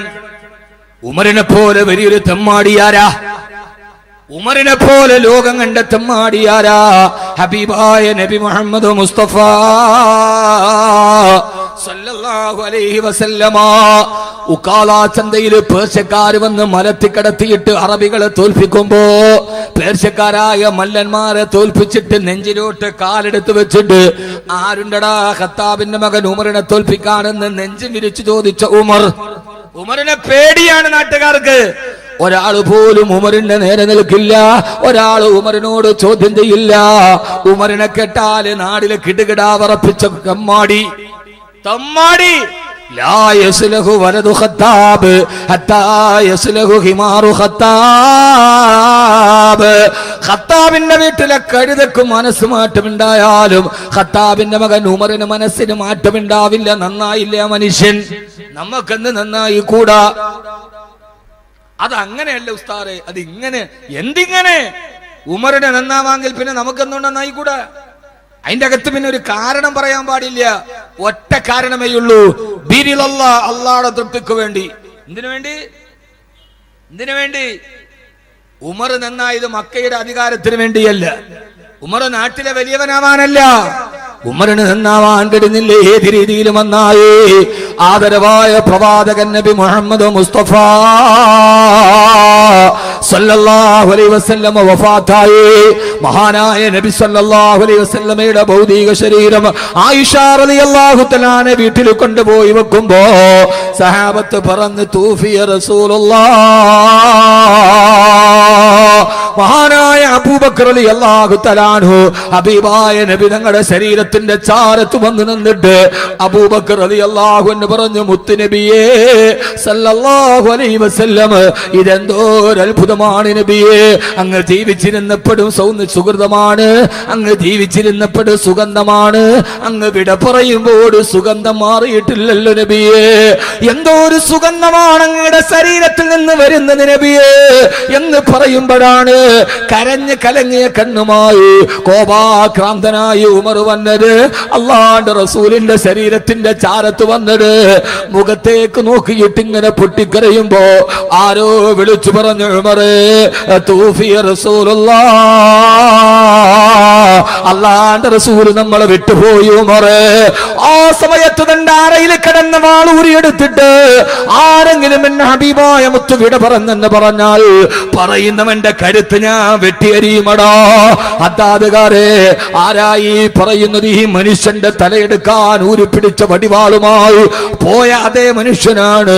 ഞാൻ കൊല്ലാൻ പോയ ആളാരോ അദ്ദേഹം വധിക്കപ്പെട്ടെന്ന് പറഞ്ഞാൽ പറയുന്നവന്റെ കഴുത്ത് ഞാൻ വെട്ടിയെടുക്കുമെന്ന് ഭ്രാന്തനെ പോലെ ഉടവാള് വീശിയെറിയുമ്പോ അബൂബക്കർ റളിയല്ലാഹു തആല വന്നു ഉമറിന്റെ മുത്തടിയിലേക്ക് കൈവച്ചിട്ട്, ഉമറേ ഹബീബായ നബി തങ്ങളെ നമ്മളെ വിട്ടുപോയി ഉമറേ. ബഹുമാനപ്പെട്ട ഉമർ റളിയല്ലാഹു തആല അബൂബക്കർ റളിയല്ലാഹു അൻഹുവിന്റെ നെഞ്ചിലേക്ക് ചാന്ന് കടന്ന് കൊച്ചുകുട്ടിയെ പോലെ, അബൂബക്കറേ ഹബീബായ മുത്ത് നമ്മളെ വിട്ടുപോയിട്ടില്ല.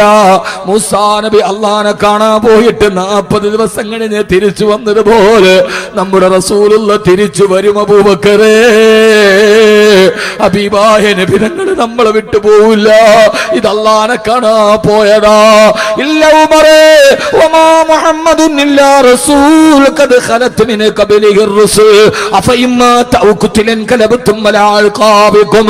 അല്ലാഹുവിന്റെ പ്രവാചകന്മാരെല്ലാവർക്കും മരണം സാധ്യമാ.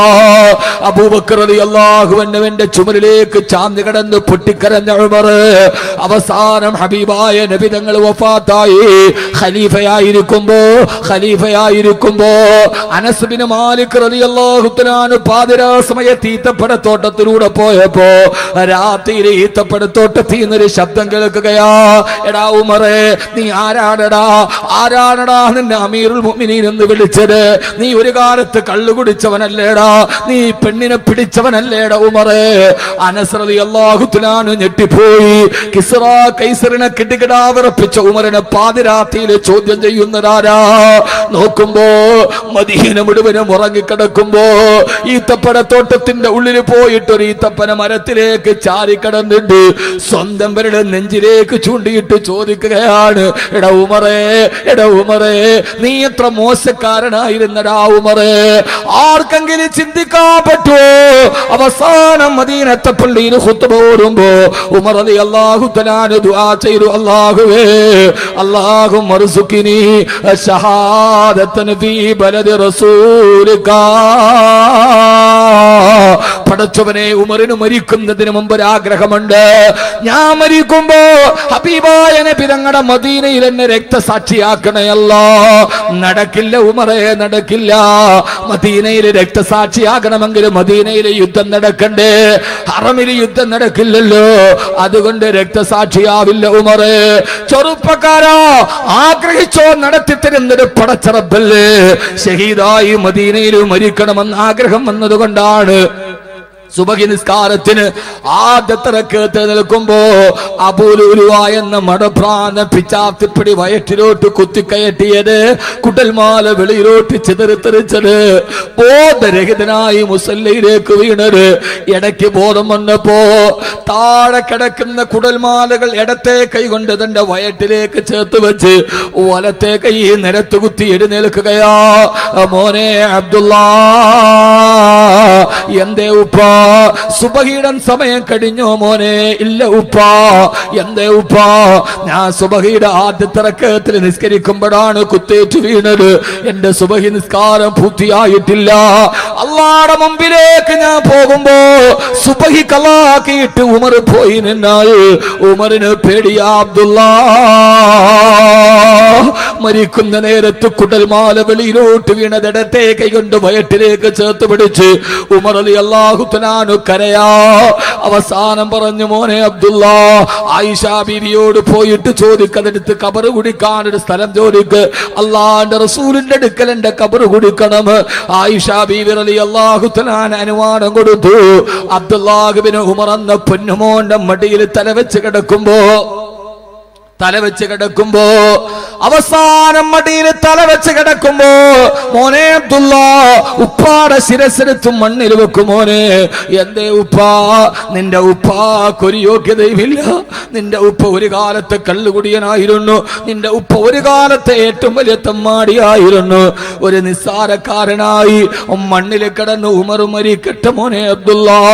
വാപ്പാടെ മയ്യത്ത് കുളിപ്പിക്കുമ്പം വെള്ളത്തിൽ കർപ്പൂരം ചേർക്കരുത്. സാധാരണക്കാരനായി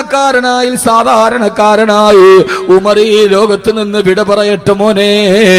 അവസാന സക്കറാത്തിന്റെ വേദന എത്തുമ്പോ താഴെ കിടക്കുന്ന ഈ തപ്പന മരത്തിന്റെ ഓലയെടുത്ത് കയ്യിൽ വെച്ചിട്ട് യാ ലൈതനീ കുന്തു മിഥില ഹാദാ, അല്ലാഹുവേ ഞാൻ ഇതേപോലെ ഒരു പുൽക്കൊടിയായി മാറിയിരുന്നെങ്കിൽ എത്ര നന്നായിരുന്നു അല്ലാ എന്ന് പരലോകത്തെ ഓർത്ത് പൊട്ടിക്കരഞ്ഞു പോയ സയ്യിദുനാ ഉമർ ഇബ്നുൽ ഖത്താബ് റളിയല്ലാഹു തആല അൻഹുവിനെ പോലെ എന്റെ പ്രിയപ്പെട്ട സഹോദരങ്ങളോട് സഹോദരിമാരോട് അനിവാര്യമായ ഒരു മാറ്റം ഉണ്ടാവണം. അത് ഇന്ന് തന്നെ ഉണ്ടാവണം. ഇനി മുതൽ ജീവിതത്തിൽ നന്മയ്ക്ക് വേണ്ടി നിലകൊള്ളണം.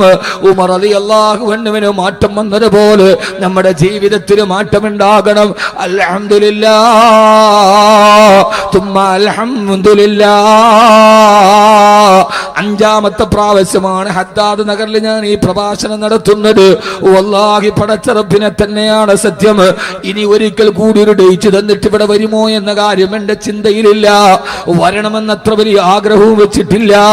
പക്ഷേ ഇൻഷാ അല്ലാഹ് ഹദ്ദാദ് നഗർ അല്ലാഹു അനുഗ്രഹിച്ച ഒരു നാടാണ്. ധാരാളം വിഭവശേഷി അല്ലാഹു നിങ്ങൾക്ക് തന്നിട്ടുണ്ട്. സാമ്പത്തിക ഭദ്രത അല്ലാഹു തന്നിട്ടുണ്ട്. ദീനിന്റെ കാര്യത്തിന് ഇറങ്ങാൻ പറ്റുന്ന ഒരു വലിയ നേതൃനിര ഇവിടെയുണ്ട്. പക്ഷേ ഇത് പല ഭാഗങ്ങളായി ചിഹ്നിച്ചിതറാതെ ഒന്നിച്ചു നിന്നാൽ കാസർഗോഡ് ജില്ലയുടെ ഏതു ഭാഗത്തും നടത്തുന്നതിനേക്കാൾ കഴിയുന്ന മുന്നേറ്റം നടത്താൻ നമ്മുടെ ജമാഅത്തിന് കഴിയും. ആ ജമാഅത്തിന്റെ കീഴിൽ ഒന്നിക്കണേ. ഞാനിത് പറയുന്നത് നിങ്ങൾ ഒന്നിച്ചായതുകൊണ്ട് എനിക്കൊരു ലാഭവുമില്ല. പക്ഷേ എനിക്കൊരു ലാഭമുണ്ട്. ഹദ്ദാദ് നഗറിൽ ഞാൻ വന്നിട്ട് വാത് പറയുന്നത് എനിക്ക് വാഗ്ദാനം ചെയ്യപ്പെട്ട വലിയൊരു തുകയുടെ പേരിലൊന്നുമല്ല. എനിക്ക് നിങ്ങൾ തന്നാൽ ആരും തന്നില്ലെങ്കിലും എനിക്കൊരു ലാഭമുണ്ട്, എനിക്കൊരു ലാഭമുണ്ട്. ആ ലാഭം ഈ കാണുന്ന വെള്ള പേപ്പറാ.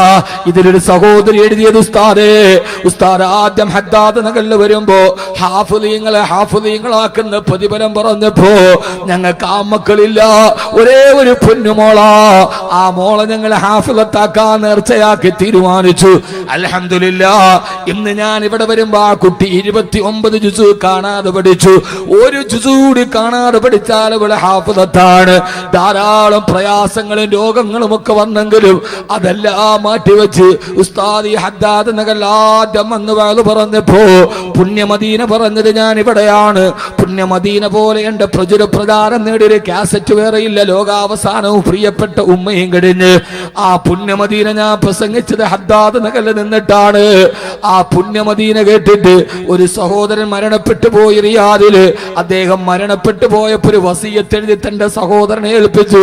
കബീർ ഉസ്താദിന്റെ പുണ്യമദീന കേട്ടപ്പോ ഞാൻ തീരുമാനിച്ചതാ, എന്റെ സമ്പത്തിൽ നിന്ന് എല്ലാ മാസവും ഒരു 10,000 രൂപ ഒരു പാവപ്പെട്ട കുടുംബത്തിന് അയച്ചു കൊടുക്കണം. ഇപ്പോഴും അത് നിർത്താതെ അയച്ചു കൊടുക്കപ്പെടുന്നുണ്ട്. അത് ഈ ഹദ്ദാദ് നഗറിൽ നടത്തിയ പ്രസംഗമാണ്. ഈ സഹോദരി ഉസ്താദേ 29 ജുസു ആയി, ഇനി ഒരു ജുസു കൂടി കഴിഞ്ഞാൽ എന്റെ പൊന്നുമോള് ഹാഫിളത്താ. അതുകൊണ്ടാണ് ഞാൻ പറഞ്ഞത്, ഇതൊന്നും എന്റെ ഹൃദയത്തെ വേദനിപ്പിക്കാറില്ല. എന്റെ ചിത്ത എന്റെ പടച്ചുറപ്പിലേക്ക് തന്ന നാവ് കൊണ്ടും എന്റെ ഭാഷ കൊണ്ടും എന്റെ ആരോഗ്യം കൊണ്ടും എന്റെ അനുഗ്രഹം കൊണ്ടും ആഹുവിന്റെ ഖുർആനിന്റെ ആയിരക്കണക്കിന് ഹാഫിളീങ്ങൾ ഈ നാവ് കൊണ്ട് വന്നിട്ടുണ്ട്. കഴിഞ്ഞ 23-ാം തീയതി മംഗലാപുരത്ത് ബഹുമാനപ്പെട്ട സലീം സാഹിബിന്റെ കൂടെയുണ്ട്, അമീർ മസ്താനന്റെ കൂടെയുണ്ട്. അവർ ആ സദസ് കണ്ടടാ. 25,000-ലധികം ചെയറുകൾ മാത്രം നിരത്തി വെച്ച മംഗലാപുരത്തെ സദസ്. അന്ന് ഹവ്വാ നസീമ എന്ന പൊന്നുമോള് ഹാഫിളത്താവുകയാ. ആരാ ഹവ്വാ നസീമ എന്നറിയോ? കർണാടക ഭക്ഷ്യവകുപ്പ് മന്ത്രി ജനാബ് UT ഖാദർ സാഹിബിന്റെ ഏക മകളാ. 11-ാമത്തെ വയസ്സിൽ ഹവ്വ. ഞാൻ ആ സ്ഥാപനത്തിൽ പോയപ്പോ എനിക്ക് ഖുർആൻ ഓതി കേൾപ്പിച്ചു തന്നു. എത്ര മനോഹരമായിട്ടാണ് പൊന്നുമോള് ഖുർആൻ ഓതുന്നത്. അല്ലാഹുവേ നീ സ്വീകരിക്കണേ അല്ലാ. ഇതുപോലെ എത്ര ഹാഫിളത്തുകൾ ഉസ്താദേ അല്ലാഹു ആ പൊന്നുമോളെ ഹാഫിളത്താക്കി കൊടുക്കട്ടെ. ഏതൊക്കെ പരാതികളും പരിമിതികളും ഞാൻ ഇവിടെ നിന്ന് പോയിട്ട് നിങ്ങൾ പറഞ്ഞാലും പറഞ്ഞില്ലെങ്കിലും ഈ സദസ്സിൽ നിന്ന് എനിക്കൊരു കൃത്യമായ ലാഭമുണ്ട്. ആ ലാഭം ഈ വിനീതന്റെ വാള് കേട്ടിട്ട് കഴിഞ്ഞ ആഴ്ച ഓച്ചിറയിൽ വെച്ച് നടന്ന ശരീഅത്ത് സംരക്ഷണ സമ്മേളനത്തില് സമസ്ത കേരള ജമിയത്തുൽ ഉലമയുടെ ജനറൽ സെക്രട്ടറി ശൈഖുന ആലിക്കുട്ടി മുസ്ലിയാർ അല്ലാഹു ആഫിയത്തും ആരോഗ്യവും കൊടുക്കട്ടെ, എന്റെ തോളിൽ തട്ടിയിട്ട് പറഞ്ഞു, മോനെ നിന്റെ വാള് കേട്ടിട്ട് എത്ര പേരാണ് ഹാഫിളീങ്ങളായത്? അൽഹംദുലില്ലാഹ് 5 വർഷം കഴിഞ്ഞിട്ട് ഞാൻ ഇന്ന് ഇവിടെ നിന്ന് പിരിഞ്ഞു പോകുമ്പോ ഞാൻ എന്റെ വാള് കേട്ടിട്ട് ഇവിടെ ബാക്കി വെച്ച കുറെ നന്മകളുണ്ട്. അല്ലാഹുവേ നീ അത് ഖബറിലേക്ക് നൽകണേ അല്ലാ. അതുകൊണ്ട് സഹോദരങ്ങളെ സഹോദരിമാരെ മനസ്സ് തുറന്നിട്ട് ഉസീകും ഇബാറല്ലാഹ് വയ്യായ ബിനഫ്സി അവലം ബിതഖ്വല്ലാഹ്. അല്ലാഹനെ പേടിച്ച് ജീവിക്കണേ, പരലോകത്തെ പേടിച്ച് ജീവിക്കണേ. ഈ ഭൂമിയിൽ ചെയ്തതിനും പറഞ്ഞതിനുമൊക്കെ പരലോകത്ത് അല്ലാഹുവിന്റെ മുമ്പിൽ സമാധാനം പറയേണ്ടി വരുമെന്നുള്ള കൃത്യമായ ബോധം നമ്മുടെ ജീവിതത്തിൽ ഉണ്ടാകണേ. അല്ലാഹു തൗഫീഖ് നൽകി അനുഗ്രഹിക്കുമാറാകട്ടെ.